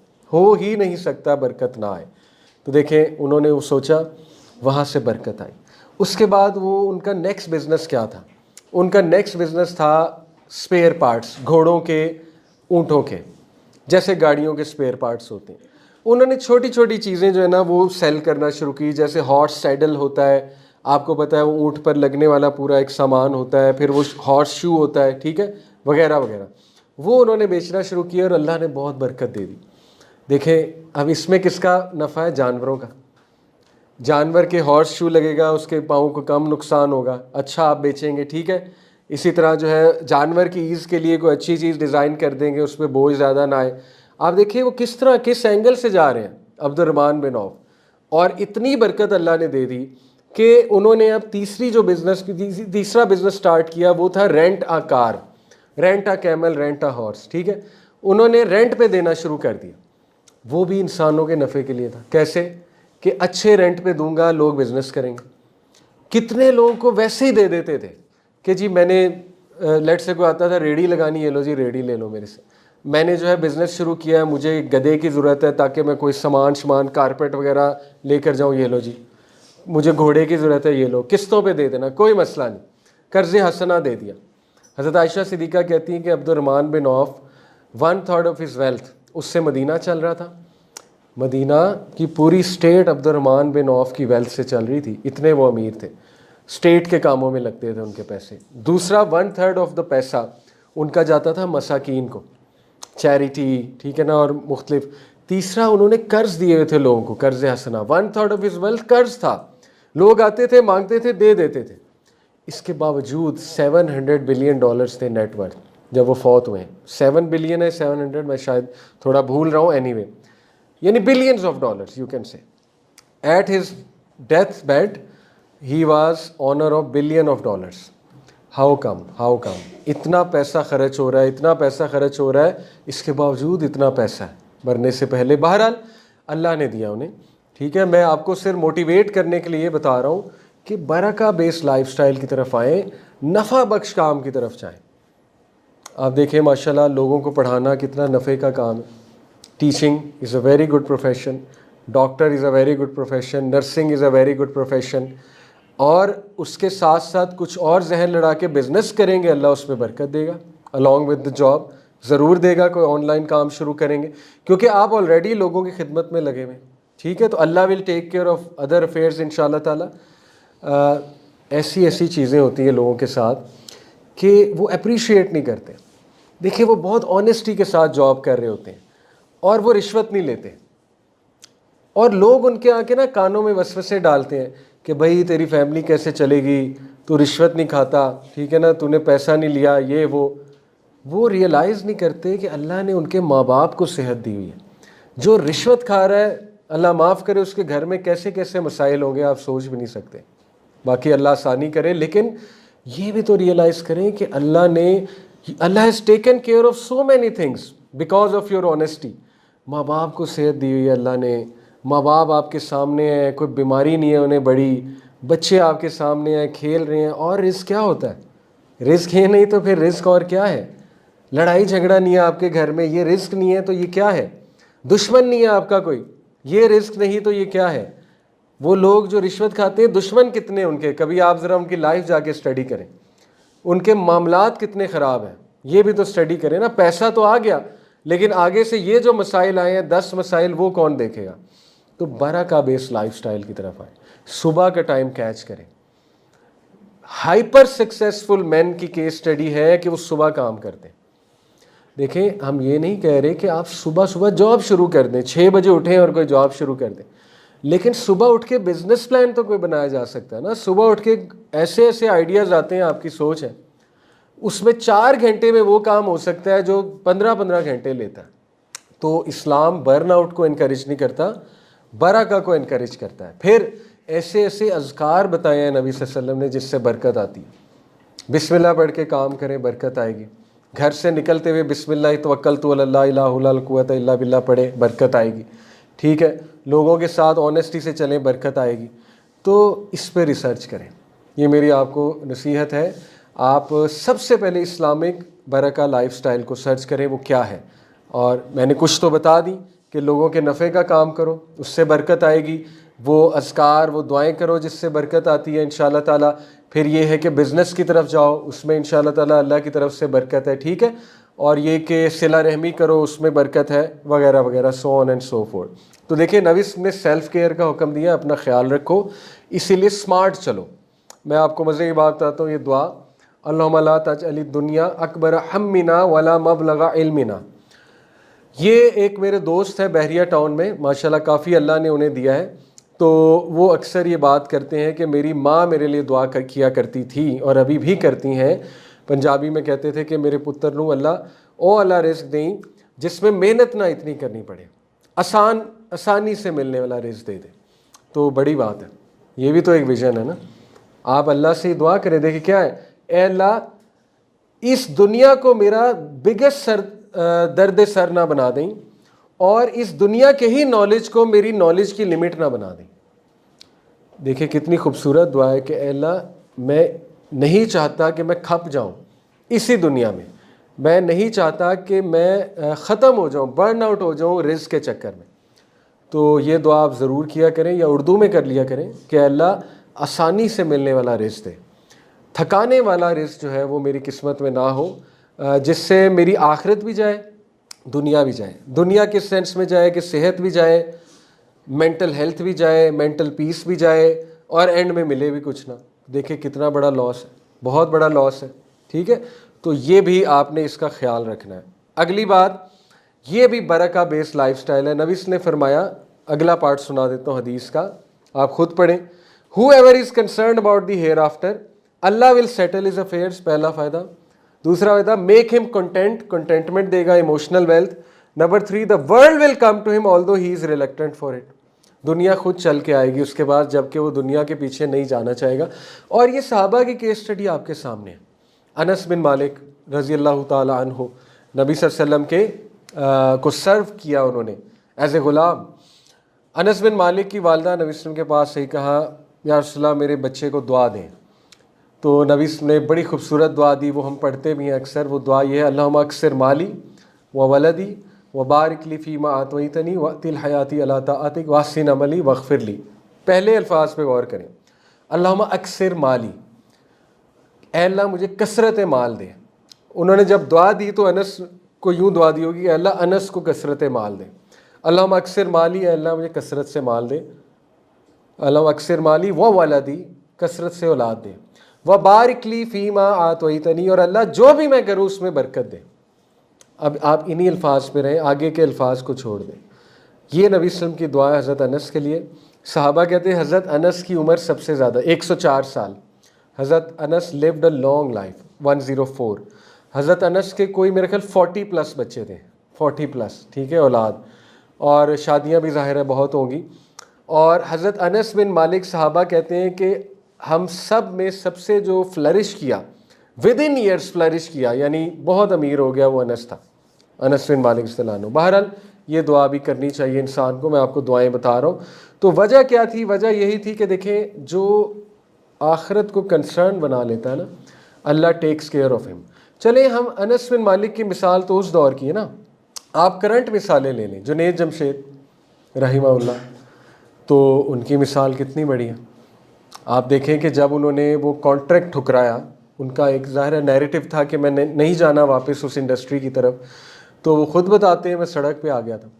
लेकिन आप देखें अल्लाह ने इंतज़ाम कैसे किया। जे डॉट आपको पता है अभी बहुत बड़ा ब्रांड है, और उनकी फैमिली, उनके बच्चे माशाल्लाह, Allah is taking care of his sons, वो अभी तक जे डॉट में हैं उनके बच्चे।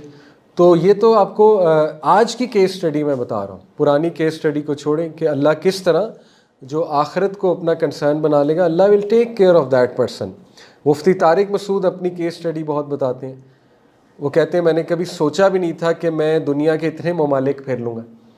मेरे पास तो पैसे ही नहीं, जहाज़ के टिकट के नहीं है, वीज़ा के नहीं है। अभी 12-13 ममालिक को कहते हैं मैं फिर चुका हूँ, अमेरिका चला गया हूँ, कनाडा चला गया हूँ। बहरहाल वो तो एक आलिम है, वो तो एक थोड़ा सा एक्सेप्शनल केस स्टडी है, लेकिन मैं आपको बताना ये चाह रहा हूँ कि ये बिल्कुल सही बात है कि अल्लाह ताला फिर इंशाल्लाह दिखाएगा आपको जब आप अल्लाह ताला के अहकामात पे अमल करेंगे। इसी तरह इसका ख्याल रखें कि वही बात है, देखिए नबी इसने ना कहा कि अल्लाह को ऐसा इंसान पसंद नहीं है जो रात को ज़िंदा लाश है, who is rotten corpse by night, सख्त अल्फाज हैं लेकिन हमारे तरगीब के लिए, and works like a donkey by day, गधे की तरह वो सुबह काम करता है, रात को लाश की तरह सो जाता है। नॉलेजेबल इन वर्ल्डली मैटर्स, दुनियावी मामलात में बहुत नॉलेज है, and ignorant of the matters of hereafter, उखरवी मामलात में नॉलेज ही कोई नहीं। तो ये भी लम्हा है फिक्रिया। नॉलेज से यहाँ मुराद क्या है? देखिए बेसिक नॉलेज तो सबको होना चाहिए ना, रोज़े के अहकामात के हवाले से, नमाज के हवाले से, ज़कात के हवाले से, ये तो बेसिक्स हैं, इतना तो सबको पता होना चाहिए। अगर इतना नहीं पता तो फिर ये काबिल गौर बात है कि ऐसा ना हो कि हम दुनिया का ही नॉलेज लेकर यहाँ से चले जाएं और उखर भी नॉलेज कोई भी ना हो। फिर एक और चीज़ का ख्याल रखें, गॉड सेंट्रिक माइंडसेट। ये बात हमेशा याद रखें कि अल्लाह की तरफ से अता होती है चीज़।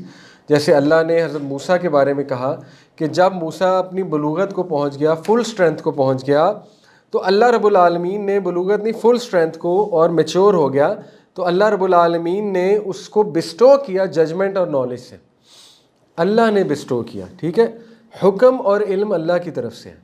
हज़रत इब्राहीम की क्या दुआ है? रब्बी हबली हुक्मन वल्हिकनी बिस्सालिहीन वजअलनी लिसाना सिद्क़िन फ़िल आखरीन वजअलनी मिन वरसत जन्नत नईम। ट्रांसलेशन क्या है? रब्बी हबली हुक्मन वल्हिकनी बिस्सालिहीन, ऐ अल्लाह मुझे हुक्म और इल्म अता फरमा और मुझे नेक लोगों की कंपनी अता फरमा। वजअलनी लिसाना सिद्क़िन फ़िल आखरीन, और ऐ अल्लाह जितने भी लोग क़यामत तक आने वाले हैं उनकी ज़बानों पे मेरा पॉजिटिव ज़िक्र जारी कर दे। सुभान अल्लाह, ऐसी कबूल हुई है ये दुआ। अल्लाहुम्मा सल्ली अला मुहम्मद व अला आलि मुहम्मद कमा सल्लैता अला इब्राहीम व अला आलि इब्राहीम। इब्राहीम सलाम का नाम ऐसा जारी किया अल्लाह ने कि नमाज में, हर नमाज में। ठीक है, तो ये खूबसूरत दुआ है। और वजालनी मिन वरसत जन्नत नईम, और मुझे या अल्लाह जन्नत का बाशी बना दे, मुझे जन्नत का बासी बना दे, जन्नत मुझे दे दे। ठीक है, तो इसमें इल्म और हुक्म का ही तज़किरा है, तो ये दुआ भी आपको मांगनी चाहिए। इसी तरह ये यूसुफ इस्लाम के भी बारे में भी अल्लाह ने कहा ना कि यूसुफ को हमने व कज़ालिका मक्कन्ना लियूसुफ फ़िल अर्ज़, हमने एस्टैब्लिश करा दिया, स्कोप बना दिया उसका उस जगह पे। देखिए स्कोप अल्लाह की तरफ से, बी वेरी क्लियर। ये जुमला ठीक नहीं है, इसका स्कोप नहीं है, उसका स्कोप नहीं है। आपको कैसे पता स्कोप नहीं है? आप कॉम्पिटेंसी से वो चीज़ करें, स्कोप अल्लाह बनाएगा। बरका बेस्ड लाइफस्टाइल पे चलें, मेहनत करें। ठीक है, लक़द खलक़नल इंसान फ़ी कबद, शुरू में बताया, मेहनत करो, स्ट्रगल करो, स्कोप अल्लाह बनाएगा। ऐसी ऐसी चीज़ों का स्कोप अल्लाह बना देता है कि आपकी सोच है, क्योंकि अल्लाह देने वाला है। राइट, तो इसको याद रखें। इसी तरह इस चीज़ का ख्याल रखना है कि हराम और हलाल का ख्याल रखा जाए और डाउटफुल चीज़ से बच जाए। देखें ये सवाल क्रिप्टो हलाल है हराम है, बिटकॉइन हलाल है हराम है, अभी इस पर डिस्कशन चल रही है उलमा की, लेकिन इतना क्लियर है कि ये डाउटफुल है। प्राइस बॉन्ड आपके सामने डाउटफुल चीज़ है। ठीक है, डाउटफुल से बच जाए, हराम से बच जाता है इंसान, ये एक एहसन दर्जा है। तो ये हदीस भी यही कह रही है कि देखो तुम डाउटफुल के करीब भी जाने से बचो, for fear of falling into हराम। इसको भी आप ज़रा ज़िंदगी का रूल बना लें कि डाउटफुल को मैं छोड़ ही दूँ तो बेहतर है, इल्ला ये कि कोई ऐसी गुंजाइश निकल आए कि स्कॉलर आपको कोई फतवा दे दे, वो एक अलग बात है, लेकिन बचने की ही कोशिश की जाए। और एक और चीज़, अबू बकर सिद्दीक जब खलीफा थे तो उनकी कोई चीज़ गिरी कैमल से, उन्होंने ख़ुद उठाई, तो साहबा ने उन्हें नसीहत की कि अमीरुल मोमिनीन आप हमें कहते, किसी ग़ुलाम को कहते वो उठा लेता, ख़ुद आपने उतर कर उठाई। तो उन्होंने कहा नहीं, मैंने अपने नबी से यही सीखा है कि लोगों से मदद ना मांगो। अब देखिए उनका तवक्कल नेक्स्ट लेवल था। ये हदीस कहाँ अप्लाई होती है? देखिए रेफरेंस लगाना इज़ फ़ाइन, लेकिन इतना ना गिर जाए कि आप हैंडीकैप हो जाए। ठीक है, हमारी जनरेशन में हैंडीकैप रवैया भी नज़र आता है कि सब कुछ ही कोई और कर दे, नोट्स भी अगला बना दे, इम्तिहान भी कोई अगला दिया है, इंटरव्यू भी कोई अगला दिया है, और बनी बनाई प्लेट पे जॉब जो है वो मेरे सामने हो। तो ये मैंने शुरू में आपको बताया, ऐसे नहीं होता है। थोड़ा सा खुद मुख्तार बनना चाहिए इंसान को, थोड़ा सा डिग्निफाइड बनना चाहिए, अगले के आगे इतना नहीं गिर जाना चाहिए कि बस आप ही मेरी मदद करेंगे, बस आप ही की वजह से सब कुछ है। तो जैसे डॉक्टर इस्रार रहीमहुल्लाह कहते थे ना कि तुमने 3 बार किसी से मदद मांगी, 2 बार और वो ना करे और तीसरी बार भी मांग ली, तो ये शिरक में आता है। खैर ये उनका व्यू है, नेसेसरीली शिरक आई डोंट एग्री, बट एक सख्त व्यू है और काबिल गौर बात है कि हो सकता है कि आप चले ना जाओ शिरक की तरफ, इतना उसे ना अल्लाह समझने लग जाओ, सुभान अल्लाह। तो ये भी बहुत अच्छा रवैया है, ख़ुद मुख्तारी। तो हम रिवाइज़ करते हैं कि मैंने आपको क्या क्या things to take care of बताई। सबसे पहले रवैया कि मी से ज़रा बाहर निकल के तवक्कल बेस्ड कॉन्फिडेंस, हाजा मिन फजली रब्बी। और there is a very thin line, लोग जो है ना थोड़ा सा कोई सीख लेते हैं ना, उनमें तकब्बुर आ जाता है। थोड़ी सी दौलत मिलती है, भूल जाते हैं कि किसके थ्रू हम ऊपर आए थे, ठीक है ना, या गरीब रिश्तेदारों को भूल जाते हैं।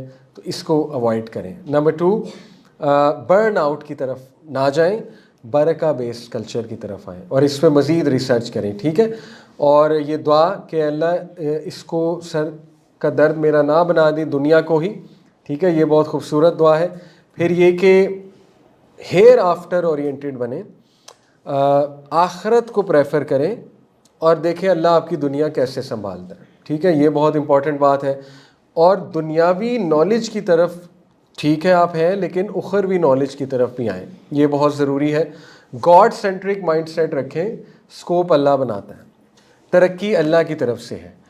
इकॉनमी जैसी भी हो, ठीक है, इकॉनमी बुरी है, लेकिन रेस्ट अश्योर्ड अल्लाह ताला ने इससे वर्स्ट हालात में लोगों को ज़िंदा रखा, अल्लाह ताला चलाता है, ठीक है, ये बात याद रखें। और लास्टली 2 ये चीज़ें, हलाल हराम का ख्याल रखें और डाउटफुल को अवॉइड करें, ये बहुत गोल्डन रूल है। और अपना काम खुद करना पसंद करें, खुद मुख्तार बने, इंशाअल्लाह ताला इसमें डिग्निटी भी है, आपकी इज़्ज़त भी है और इसमें आपकी बका है इंशाअल्लाह ताला। आप बग़ैर रेफरेंस के कहीं चले गए तो बहुत बड़ी बात है, लेकिन खैर रेफरेंस लगाने में कोई हर्ज नहीं है अगर वो जायज़ तरह से लगाया जा रहा है, बट कोशिश करें अपना काम खुद करें। अब हम डिस्कस कर लेते हैं इस बात को कि इस्लाम वाहिद मज़हब है जो दुनिया बनाने का भी कहता है, और उसके बारे में मैंने आपको शुरू में ही सुनाया था कि एक नेक बीवी, नेक नेबर, एक बड़ा घर और एक अच्छी सवारी, अल्लाह के नबी ने कहा हैप्पीनेस इन 4 चीज़ों में है। मतलब ये कि इनमें भी है, इससे मुराद ये है। अब ये चारों चीज़ें दुनियावी हैं, बड़ा घर, ठीक है। अब देखें लोग कितना हैरान होते हैं कि भाई हमने तो हमेशा सुना था सादगी सादगी, सादगी ही है, लेकिन बड़े घर से मुराद है, देखें बड़ा घर होगा तो इंसान बहुत कुछ कर सकता है। आप इस नीयत से पैसा कमाएं, सुभान अल्लाह, मैं आपको नेक्स्ट लेवल विज़न बताता हूँ। इस नीयत से पैसा कमाएं कि अल्लाह मैं अपने घर की बेसमेंट दुरूस के लिए दूंगा। ये नीयत नहीं हो सकती कि अल्लाह मैं बड़ा घर दे मुझे ताकि मैं बेसमेंट दुरूस के लिए डेडिकेट करूँ, अलहुदा की क्लासेस हो या किसी और की हो, ठीक है। देखिए कितना नेक्स्ट लेवल विज़न है।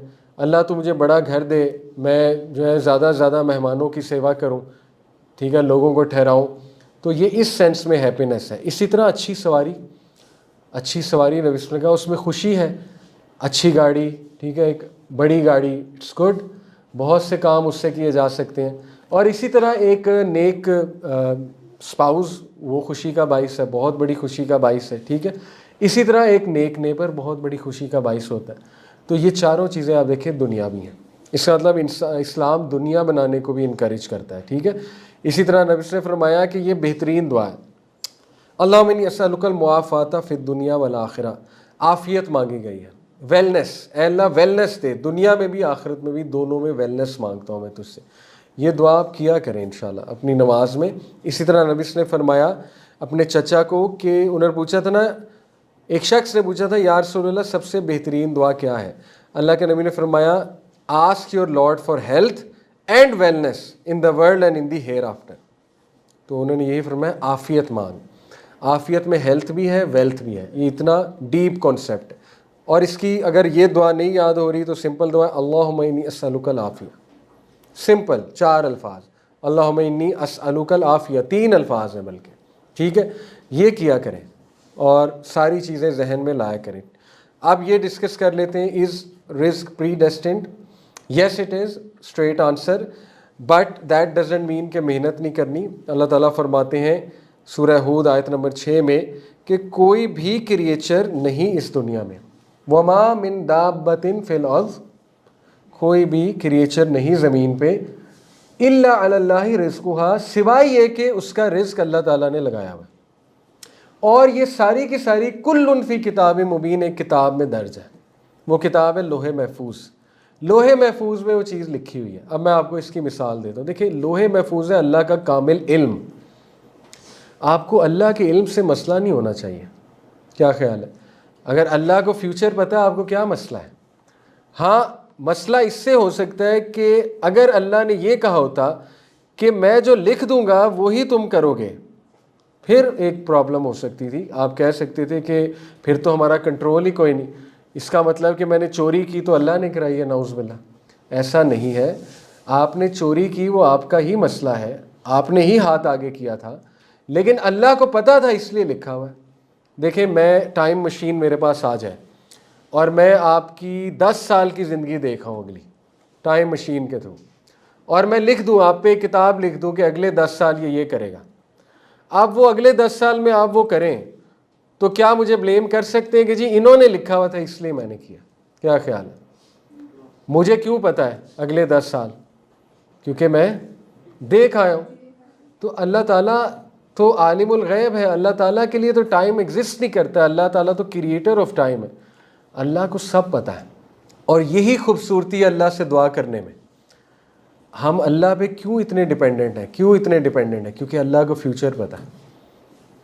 आपको एक पीर और बाबा जी पता लग जाएं आपके इलाके में जो क्लेम करें कि मुझे पता है फ्यूचर में तुम्हारे साथ क्या होगा, आप तो मुरीदी लगा लेंगे उसकी। आप कहेंगे बाबा जी को तो पता है फ्यूचर में क्या होना है, तो इनके तो कदमों में गिर जाओ, इनसे जाकर मांगो। तो अल्लाह को पता होना, यही तो अल्लाह है, यही तो खूबसूरती है अल्लाह सुब्हानहू व तआला की कि गिड़गिड़ाओ मेरे आगे, मुझे पता है। इस्तिखारा क्या है? इस्तिखारे के अल्फाज हैं कि अल्लाह मुझे नहीं पता, तुझे पता है ये चीज़ ठीक है कि नहीं है, तो अगर ये ठीक है तो दे दे, नहीं ठीक तो मुझे इससे दूर कर दे। कितनी खूबसूरत दुआ है। तो अल्लाह अल्लाह है। अल्लाह के नॉलेज से आपको मसला नहीं होना चाहिए। अल्लाह ने रिस्क बांध दिया आपका। अब इसको मिसाल ऐसे है कि देखें, एनर्जीज़ का कॉन्सेप्ट आपने पढ़ा होगा, लॉ ऑफ कंजर्वेशन एनर्जी पढ़ा है, एनर्जी इज़ कंजर्व्ड। अब इसका मतलब ये कि इस रूम में 1000 जाउल ऑफ एनर्जी है, सपोज उसमें से 10 जाउल केमिकल पोटेंशियल हो सकती है, 10 जाउल थर्मल हो सकती है, 100 जाउल काइनेटिक हो सकती है, 100 जाउल इलास्टिक पोटेंशियल हो सकती है, और 200 जाउल इलेक्ट्रिकल एनर्जी हो सकती है, so on and so fourth. ठीक है, ओवरऑल एनर्जी कंजर्व्ड है, लेकिन मुख्तलिफ शक्लों में डिफरेंट एनर्जीज कम और ज़्यादा होती हैं। जैसे एक टाइम पे अगर काइनेटिक 100 जाउल है तो हो सकता है 5 मिनट बाद 20 जाउल है, बाकी 80 की किसी और चीज़ में कन्वर्ट हो गई। समझ रहे हैं एक मिसाल? इसी तरह रिस्क कम और ज़्यादा होता है। ओवरऑल कंजर्व्ड है, कुछ मौक़ों पे ज़्यादा मिल जाता है, कुछ पे अल्लाह खींच लेता है, कुछ पे फिर दे देता है, कुछ पे फिर खींच लेता है, डिपेंडिंग अपॉन अल्लाह ने सीधा कैसे करना है। देखें, अल्लाह ताला हो सकता है आपको कोई चीज़ मिलनी हो, लेकिन आपसे कोई गुनाह हो गया, कोई ऐसी नामुनासिब चीज़ हो गई, तो अल्लाह ताला उसको रोक भी सकता है। अल्लाह अल्लाह है। इसी तरह हो सकता है किसी दिन आपसे कोई बहुत बड़ा अमल हो गया तो अल्लाह ने देना इतना था, डबल दे देगा। ये है मतलब बढ़ाता हूँ और कम करता हूँ। समझ रहे? ओवरऑल वही है, लेकिन बढ़ाना और कम करना ये अल्लाह की डिस्क्रिशन है, किस तरह से देता है। और ये भी मुमकिन है सुभान अल्लाह कि अल्लाह बढ़ा दे, ओवरऑल भी बढ़ा दे, ये भी मुमकिन है। लेकिन वो ओवरऑल बढ़ाना भी लोहे महफूज में लिखा हुआ है। वो इतना कामिल नॉलेज है अल्लाह का। जैसे उम्र, लोहे महफूज में लेट से आपकी उम्र लिखी है 65 साल, लेकिन लोहे महफूज में ये भी लिखा है कि लैलतुल कदर को ये दुआ करेगा अपनी उम्र की और वो 65 से 70 हो जाएगी। ये भी लोहे महफूज में लिखा हुआ है। लोहे महफूज में ये लिखा हुआ है कि इसको ये चीज़ नहीं मिलनी थी, ये पीछे पड़ गया अल्लाह के, इसने कहा अल्लाह चाहिए चाहिए चाहिए, अल्लाह ने दे दी। ये भी लिखा हुआ है लोहे महफूज। इतना कामिल नॉलेज है लोहे महफूज अल्लाह का, लेकिन उससे आपको कोई मसला नहीं होना चाहिए। ठीक है, अल्लाह ताला आपकी कोशिश देखेगा, आपकी दुआएं देखेगा, और अल्लाह ताला ने आपको गारंटी दी है कि मुझसे दुआएं करो, मैं आंसर करूँगा। तो रिस्क यस प्रीडेस्टिन्ड है, लेकिन रिस्क बढ़ता भी है, कम भी होता है, ज़्यादा भी करते हैं अल्लाह ताला, और ओवरऑल भी ज़्यादा अल्लाह ताला कर सकते हैं। अल्लाह हर चीज़ पर कादिर है, ठीक है, ये बात याद रखें। और देखें नबी ने फरमाया कि रिस्क इंसान को ऐसे ढूंढता है जैसे मौत, जिस तरह मौत उसे पालेगी रिस्क भी उसको ढूंढ लेगा, पालेगा। मसला क्या है? मसला ये है कि यूनिवर्सिटीज़ ने हमारा दिमाग बहुत बंद कर दिया। ये अल्लाह ताला से शिकायत नहीं होनी चाहिए, ये एक सेकुलर सिस्टम से शिकायत होनी चाहिए कि आपने हमारा दिमाग बंद किया। एक बंदे ने केमिकल इंजीनियरिंग कर लिया, फ़लानी इंजीनियरिंग कर लिया, अब वो कहे मेरी जॉब नहीं लग रही और वो बैठा रहे और डिप्रेस हो जाए, तो किसने कहा है केमिकल इंजीनियरिंग से ही जॉब लगेगी? आगे कुछ पढ़ लो, हो सकता है वहाँ रिस्क लिखा हो। मैं मैकेनिकल इंजीनियर हूँ, मैं तो कहीं जॉब नहीं कर रहा, मुझे रिस्क कहाँ से मिल रहा है? मैं तो जीकी का पढ़ा हुआ हूँ, जीकी का बंदे तो ऑयल एंड गैस फील्ड में होते हैं, वो तो पेट्रोलियम इंडस्ट्री में होते हैं। मैं कासिम अली शाह फाउंडेशन क्या कर रहा हूँ, मैं यूथ क्लब में क्या कर रहा हूँ? तो ये तो उन्होंने सिखा दिया कि हाँ जो पढ़ लिया बस वही जॉब होगी। अल्लाह ताला ने तो ये लिमिट नहीं रखी ना। अल्लाह ताला हो सकता है आपको पढ़ने का मकसद, अब मुझे कोई ये कहे जी नहीं फिर तो आपकी डिग्री वेस्ट है, मैं इसको इस तरह नहीं देखता। मैं इसको इस तरह देखता हूँ कि मेरी डिग्री वेस्ट नहीं है, मेरी डिग्री ने मुझ में बहुत कुछ ऐड किया। जैसे आप खाना खाते हैं, खाना कुछ पोर्शन बोन्स को जाता है, कुछ गोश्त को जाता है, कुछ प्रोटीन बनता है, कुछ अमाइनो एसिड बनता है, कुछ और बनता है, ठीक है, कुछ एक्सक्रीट हो जाता है। तो इसी तरह पढ़ाई है। ज़रूरी तो नहीं पढ़ाई का वाहिद मकसद पैसा है। भाई इंटेलेक्चुअल ग्रोथ नहीं कराई आपकी डिग्री ने, आपकी सोशल ग्रोथ नहीं कराई आपकी डिग्री ने, आपकी डिग्री ने पर्सनैलिटी में कितनी चीज़ें आपके ऐड की होंगी। आपकी डिग्री ने क्रिटिकल थिंकिंग ऐड की आपके अंदर, आपकी डिग्री ने डिसिप्लिन ऐड किया आपके अंदर, आपको असाइनमेंट्स बनाना सिखा दी, आपको 4 मंथ सेमेस्टर एक उस तरफ लेकर गई डिग्री जो आगे जाके भी चैलेंजेस आप फेस करेंगे। तो इस नज़र से भी तो एजुकेशन को देखना चाहिए। अब अनफॉर्चुनेट बात यह कि माँ बाप का प्रेशर आता है कि जी ये तुमने कर लिया है तो बस अब तुमने यही करना है।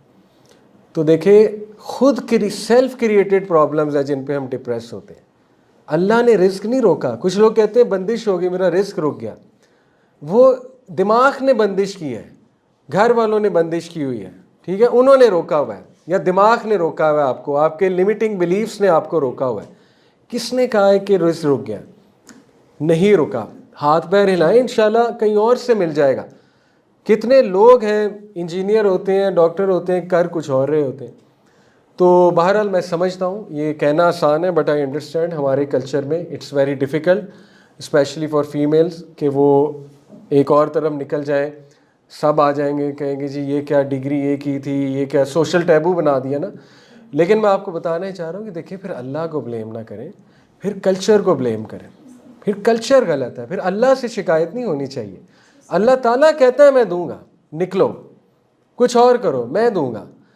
तो खुद आपने रोक लिया, खुद बंदिश लगा ली, फिर अल्लाह से शिकायत नहीं है, ठीक है, फिर मायूसी नहीं होनी चाहिए। तो बहरहाल ट्राई योर बेस्ट इंशाल्लाह। आइडियल तो यही है कि वही मिल जाए जो किया हुआ है, दैट इज़ आइडियल और अच्छी बात है। लेकिन सपोज नहीं मिल रहा तो हाथ पर हाथ धरे बैठे ना रहें, इंशाल्लाह कोई हाथ पैर हिलाएं, हो सकता है आपको कुछ और समझ लग जाए, ठीक है, दैट इज़ वेरी इंपॉर्टेंट इंशाल्लाह।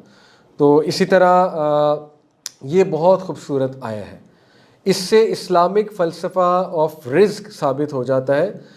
सूरह जुमा की आया या अय्युहल्लज़ीन आमनू इज़ा नूदिया लिस्सलाति मिन यौमिल जुमअति फ़स्अऊ इला ज़िक्रिल्लाह वज़रुल बैअ। ए लोगों, जब अज़ान दी जाए जुम्मे के नमाज की तो सब छोड़ दो। वज़रुल बैअ का मतलब है ट्रेड छोड़ दो, कारोबार छोड़ दो और अल्लाह की रिमेम्बरेंस के लिए मसाजिद में आ जाओ। अगली आया कितनी खूबसूरत है, फ़इज़ा कुज़ियतिस्सलातु फ़ंतशिरू फ़िल अर्ज़ वब्तगू मिन फ़ज़लिल्लाहि वज़्कुरुल्लाह कसीरन लअल्लकुम तुफ़्लिहून। और देखो जब नमाज हो जाए फैल जाओ दुनिया में, अल्लाह का फ़ज़ल तलाश करो। सुभान अल्लाह, मस्जिद में ना बैठे रहो, फैल जाओ, फ़ज़ल तलाश करो। नमाज का काम था तुम्हें मैनर सिखाना, वो सीख लिए, वो सीख के अब दुनिया में फैल जाओ। ये कितना खूबसूरत कॉन्सेप्ट है। देखें नबी सल्लल्लाहु अलैहि वसल्लम गारे हिरा कभी नहीं गए वही के बाद। गारे हिरा वॉज इर्रेलेवेंट आफ्टर वही, दुनिया वॉज रेलिवेंट आफ्टर वही, दुनिया इज़ रेलिवेंट। इसी तरह नमाज पढ़ने के बाद दुनिया रेलिवेंट है। दुनिया बनाओ, जाओ फिरो, फजल तलाश करो, ऑनेस्टी के साथ ज़िंदगी गुजारो। बट इसमें की वर्ड है फन तशरू फिल अर्ज़, फैल जाओ ज़मीन में। नहीं यहाँ पे लग रहा रिज़्क़, कहीं और लिखा होगा। ट्रैवल, हिजरत, अल्लाह सुब्हानहू व तआला, आपको पता है कुरान की इतनी सख्त आया है, मैं हैरान हो गया वो पढ़ के। जब मैंने पढ़ी, अल्लाह कहते हैं कि फ़रिश्ते जब उनकी रूह कब्ज़ करेंगे, कुछ लोगों के बारे में ज़िक्र है, तो फ़रिश्ते उनसे सवाल करेंगे कि तुम क्यों इस हद तक पहुंच गए, यानी कि तुम्हारी रूह बड़ी मुश्किल से कब्ज़ हो रही है और अल्लाह माफ़ करे डेस्टिन्ड फॉर जहन्नम हो गए तुम। तो वो शिकायत करेंगे कि हमारे लिए मुश्किलात बहुत थी, हम क्या करते, मुश्किलात से मजबूर हो के हम गलत काम कर बैठे। फ़रिश्ते उन्हें जवाब देंगे कि क्या अल्लाह की ज़मीन वसी नहीं थी? किसने कहा था मुश्किलात में पड़े रहो? क्या हिजरत नहीं कर सकते थे? देखें कितना ब्रॉड विजन हमारा दीन दे रहा है। अगेन ये तो सेल्फ क्रिएटेड प्रॉब्लम्स है ना, वीज़ा और वो बाउंड्रीज़ बना दी, खैर चले अब तो बन गया, लेकिन स्टिल हिजरत की जा सकती, क्यों नहीं की जा सकती? मिडल ईस्ट मुस्लिम कंट्री है, वहाँ एक्सप्लोर की जा सकती हैं ऑप्शंस। पाकिस्तान में रहते हुए बहुत कुछ किया जा सकता है, ठीक है। तो अल्लाह की तरफ से कोई बंदिश नहीं है, सेल्फ लिमिटिंग बिलीफ्स हैं, वो बंदिश लगाते हैं इंसान के रिस्क पे। इंसान खुद रोक लेता है, ठीक है ना, अपनी तरक्की को और इन सारी चीज़ों को। इस पे गौर करें इस आयत में कि फैल जाओ, अल्लाह के रास्ते तलाश करो जाके। लास्ट चीज़ इनफैक्ट हम डिस्कस कर लेते हैं, ये क्या था? ये था कि क्या रिस्क प्रीडेस्टिन्ड है? Yes, but you have to strive, इंशाल्लाह मिल जाएगा, थोड़ा सा निकलो। जैसे नबी ने फरमाया कि अगर तुम इसी तरह अल्लाह पे तवक्कल करो जैसे चिड़ियाएँ करती हैं, तो तुम्हें बिल्कुल उसी तरह रिज़्क़ मिलेगा जैसे उनको मिलता है कि वो सुबह निकलती हैं, शाम आती हैं तो पेट भरा होता है। इसमें कीवर्ड है सुबह निकलती हैं, बैठी नहीं रहती। तो निकलना चाहिए इंसान को, ठीक है, हाथ पैर हिलाने चाहिए, इंशाल्लाह अल्लाह ताला खैर करेगा। Ways to increase risk, last चीज़, क्या तरीके हैं रिस्क इंक्रीज़ करने के? देखें वर्ल्डली तो बहुत हैं और वो आप मुझसे ज़्यादा स्मार्ट हैं, आपको ज़्यादा बेहतर पता है इंशाल्लाह। मैं आपको रिलीजियसली इंशाल्लाह कुछ आपके सामने रखता हूँ, ठीक है। वर्ल्डली से मुराद है वर्ल्डली स्ट्रैटेजीज़ के प्रोडक्टिविटी कैसे लानी है और कौन से कैरियर की तरफ जाना है, कौन सा कैरियर पाथ फ़िलहाल ज़्यादा अच्छा जा रहा है। जैसे data sciences is a growing field, वो आपको बेहतर पता है। मैं इंशाल्लाह कुछ दीनवी इंस्ट्रक्शंस आपके सामने रखता हूँ। बड़ी खूबसूरत बात, फाइंडिंग टाइम फॉर इल्म। नबी सल्लल्लाहु अलैहि वसल्लम के पास एक शख्स आया, अपने भाई की शिकायत की, कहा या रसूलल्लाह इसको समझाइए, आपके पास ही बैठा रहता है, दुकान पे इतना नहीं आता। अल्लाह के नबी सल्लल्लाहु अलैहि वसल्लम ने कहा perhaps you are granted provision because of him, इसको ना रोको, इसके यहाँ बैठने से ही तुम्हारा रिस्क लगा है। इसका ये मतलब नहीं कि वो जाए ही ना दुकान पे, इससे मुराद ये है कि इल्म और इल्मी सर्कल्स में जाने से रिस्क बढ़ता है। देखें जो लोग अनएम्प्लॉयड है ना, उनको मैं एक फार्मूला बताता हूँ, कुरान पढ़ना शुरू कर दें, कुरान की तफसीर, फारिग टाइम है ना, जॉबलेस हैं, कुरान तफसीर सीखना शुरू कर दें, सीरत की किताब का मुतालिया करना शुरू कर दें, इल्म है, आप देखें आपकी जॉब कैसे लगती है, गारंटी, मैं आपको फार्मूला देकर जा रहा हूँ, ठीक है। नबी सल्लल्लाहु अलैहि वसल्लम का वादा इल्म के साथ जो जुड़ता है उसका रिज़्क़ खुलता है। तो इल्म के साथ जुड़ने के फ़ायदे भी कितने हैं, आपकी आखिरत संवर जाएगी, आपका जहन खुलेगा, आपको इस्लाम का पता लगेगा, ठीक है। आप इंशाल्लाह बहुत से जो मामलात हैं वो आपके ठीक होना शुरू हो जाएंगे।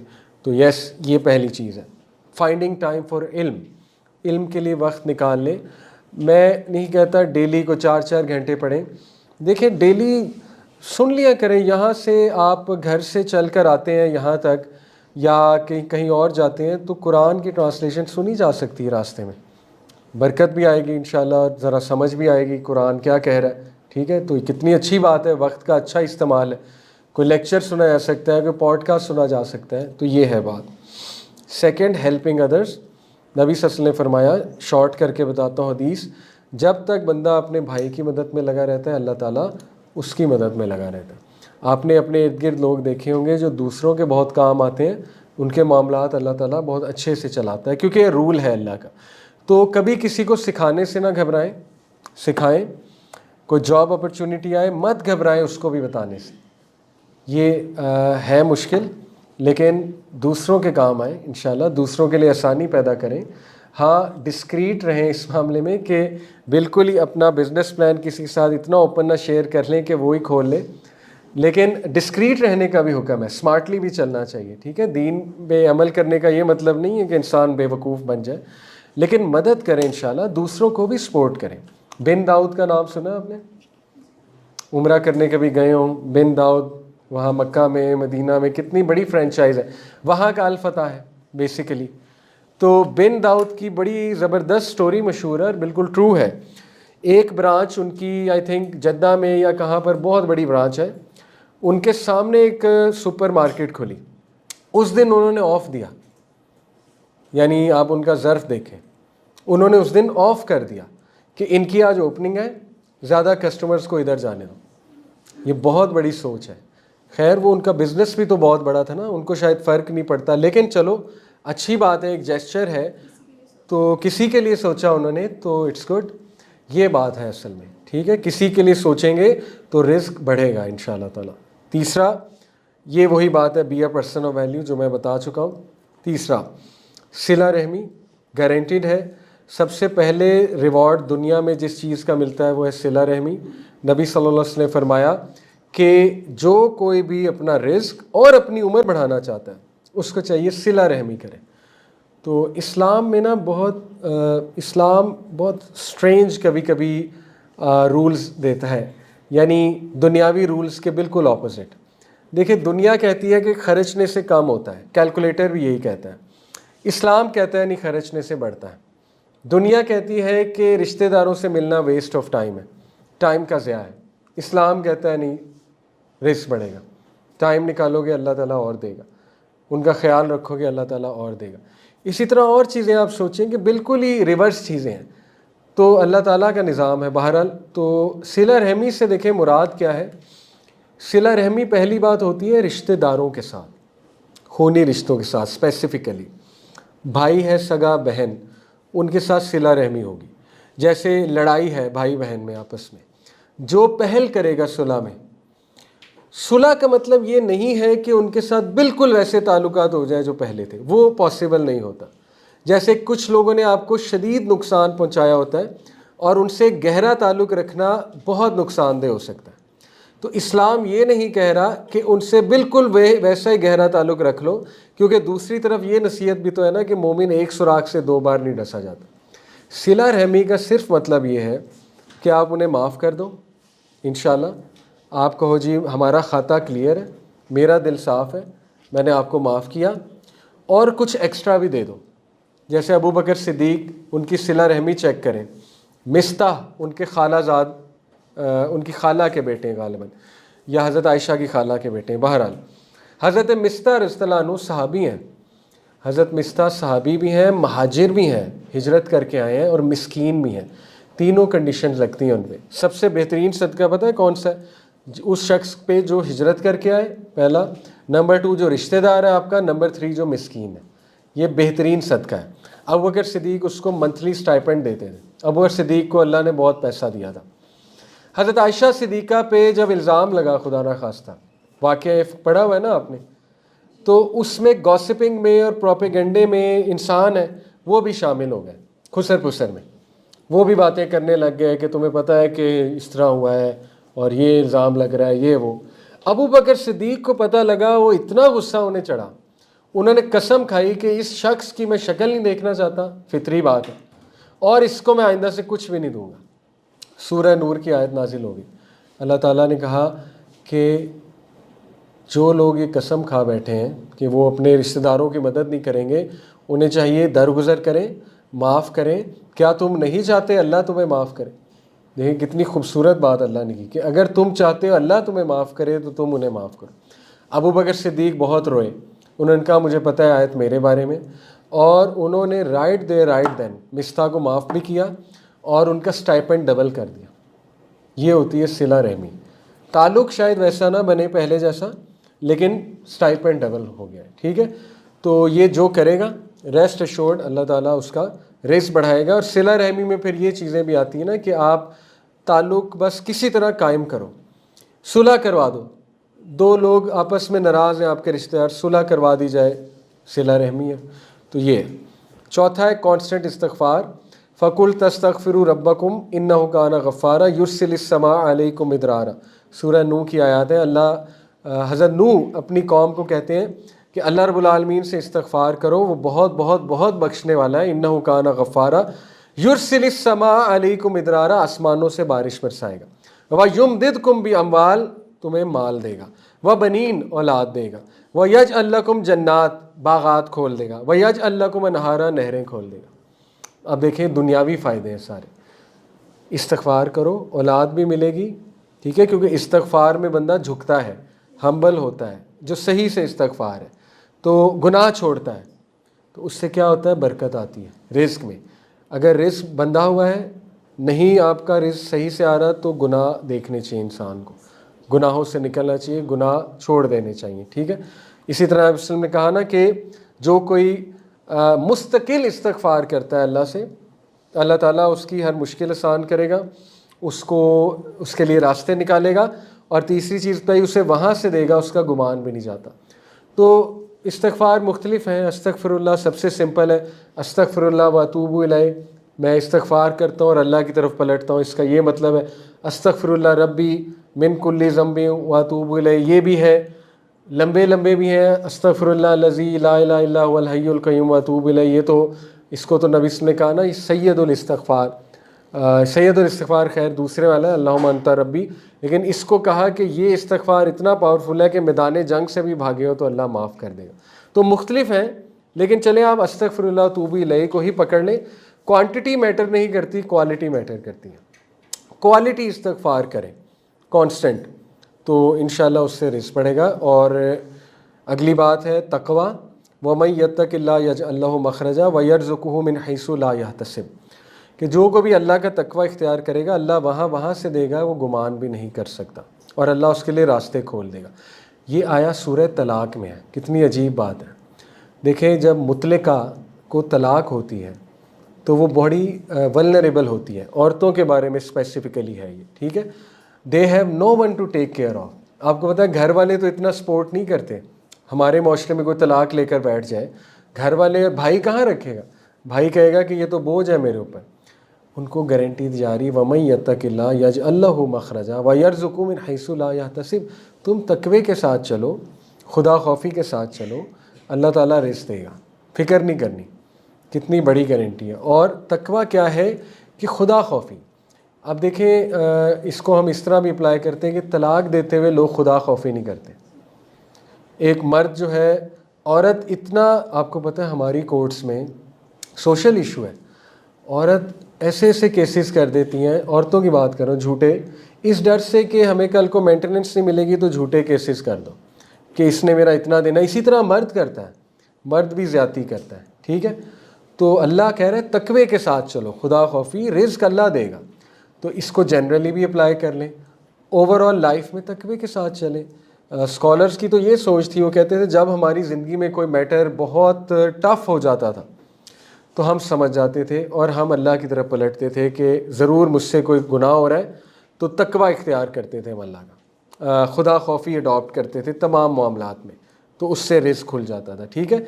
और आखिरी चीज़, कीप थिंग्स सिंसियर, मुखलिस बनकर रहें, ये बहुत ज़रूरी है। देखें, मुखलिस इंसान की बड़ी कदर है और उसको अल्लाह ऊपर ले आता है। तो अपने तमाम मामलात में इंटेंशन अच्छी रखें, नीयत अच्छी रखें, इखलास के साथ चलें लोगों के साथ, और किसी का नुकसान ना करें और किसी की खैर ख्वाही की ही ख्वाहिश करें, तो उससे आप देखें रिज़्क़ खुलेगा। और ये भी हदीस बस सुना दूँ, the honest and trustworthy merchant will be with the prophets, the truthful and the martyrs, कि वो शुहदा के साथ होंगे, अंबिया के साथ होंगे, सिद्दीकीन के साथ होंगे। तो देखें, यहीं पे आप इसी हदीस को ले लें। और दूसरी तरफ वो बातें हैं कि नहीं जी सच बोले तो सौदा नहीं बिकता, तो मर्ज़ी है, जो बंदा झूठ बोल के गाड़ी बेच लेगा, पैसे तो कमा लेगा, लेकिन बाकी की चीज़ें उसकी 10 और ख़राब हो जाएंगी, तो उनको कौन देखेगा। इसी तरह हो सकता है कोई ऑनेस्ट काम करके पैसा इतना ना कमाए, लेकिन बाकी की 10 चीज़ों की अल्लाह हिफाजत कर ले।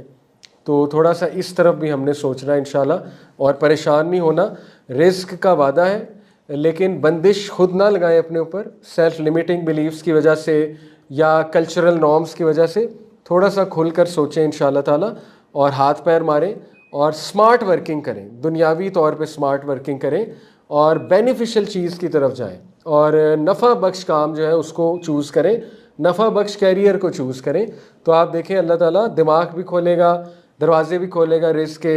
और बाकी जो इस्लामिक चीज़ें मैंने बताई, इस्तिग़फ़ार है, नमाज का ख्याल रखें इंशाअल्लाह ताला, और तक़वे के साथ मामलात चलाएं, सिला रहमी करें। तो ये चंद एक चीज़ें, आई होप रिज़्क़ का कॉन्सेप्ट इंशाअल्लाह आपका काफ़ी क्लियर हुआ होगा। अल्लाह ताला हमें हलाल रिज़्क़ की तौफ़ीक़ अता फ़रमाए। कोई सवाल है तो बता दीजिए, अदरवाइज़ जी। सर मैं ये पूछना था, जैसे अब आजकल ये सोसाइटी ने एक तरीका बना दिया कि गर्ल्स को प्रोमिनेंट करते हैं। जब हम जॉब पे जाते हैं अर्निंग के जरिए उन्होंने गर्ल्स को ज़्यादा प्रोमिनेंट जी करते हैं।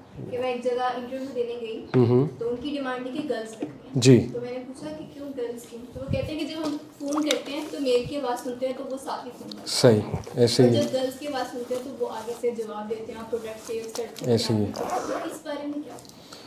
देखिए, उनको चाहिए ऐसी जॉब ना करें जो फीमेल्स हैं।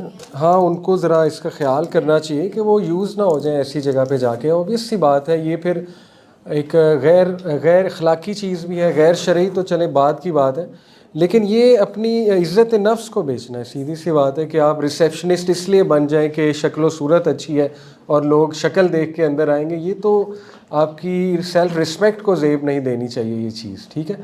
तो बहरहाल अनफॉर्चुनेटली ऐसा ही है, आप सही कह रही हैं, लेकिन कोशिश करें ऐसी जॉब को ऑप्ट ना किया जाए और ऐसी जगह पे ना जाया जाए।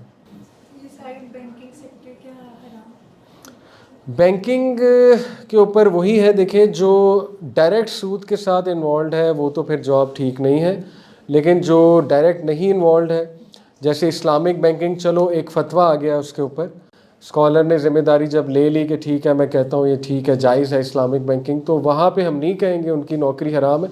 अच्छा, एक रूल और समझ लें, फ़िक़्ह का एक असूल है कि एक है हराम कमाना, हराम काम करना, एक है हराम तरीके से करना, ये दो अलग चीज़ें हैं। मैं आपको मिसाल देता हूँ। अब गुल अहमद हो गया या जितनी भी लॉन्स हो गई, वो क्या बेच रहे हैं? लॉन, औरतों के कपड़े, हलाल है कि हराम है? हलाल है। ओवरऑल उनका बिज़नेस क्या है? हलाल। लेकिन अगर हराम तरीके से बेचेंगे, मॉडल्स को खड़ा करेंगे सामने, ठीक है, तो तरीका हराम है लेकिन काम हराम नहीं है। समझ रहे? जो तरीका है उस पर अल्लाह अलग सवाल करेगा, लेकिन जो इनकम है वो हलाल है। ये रूल भी बड़ा इंपॉर्टेंट है। यही रूल यूट्यूब मोनेटाइजेशन पे लगता है। अगर कोई अच्छा कंटेंट प्रोड्यूस कर रहा है, काम क्या है? हलाल, लेकिन उसमें कोई ऐड लग जाता है म्यूज़िक वाला या कोई औरत वाला जो उसके कंट्रोल में नहीं है, तरीका थोड़ा सा डाउटफुल है, तरीका थोड़ा सा गलत है, तरीके पे उससे अलग सवाल होगा, लेकिन इंशाल्लाह इनकम हलाल है। समझ रहे हैं? ये एक बहुत इंपॉर्टेंट बात है। इसी तरह कोई जॉब आप कर रहे हैं तो इट्स सेल्फ काम ठीक है तो हलाल है, लेकिन अगर वो हराम तरीके से हो रहा है तो वो उसका अलग सवाल होगा। तो आई होप इट आंसर, ये भी एक रूल जो है बड़ा इंपॉर्टेंट है। जी, वो एग्जैक्टली क्या होती है? इंश्योरेंस में आपको एक वेबसाइट रेफ़र कर देता हूँ, ठीक है, नोट कर ले, इस्लाम QA question and answer, Q alphabet QA.info INFO, इस पर अगर लिखें इंश्योरेंस, आप ख़ुद पढ़ें क्योंकि मेरा टू बी ऑनेस्ट इतना नॉलेज इस पर नहीं है। आप यहाँ पे इंश्योरेंस लिखेंगे, बहुत से फतावा आ जाएंगे, और ये वेबसाइट काफ़ी अच्छी है, मैं इसी को फॉलो करता हूँ, सऊदी उलमा की है, काफ़ी वो मॉडरेट है और हाईली एजुकेटेड स्कॉलर्स हैं। तो इस्लाम QA.info पे जाकर आप ऐसे सवाल सर्च करें इंशाल्लाह। बैंकिंग को भी सर्च कर सकती हैं आप, जैसे आपने सवाल पूछा ना, बैंक जॉब को सर्च करें इस्लाम QA.info पे जाके। ठीक है जी, जज़ाकल्लाह खैर, अस्सलाम वालेकुम।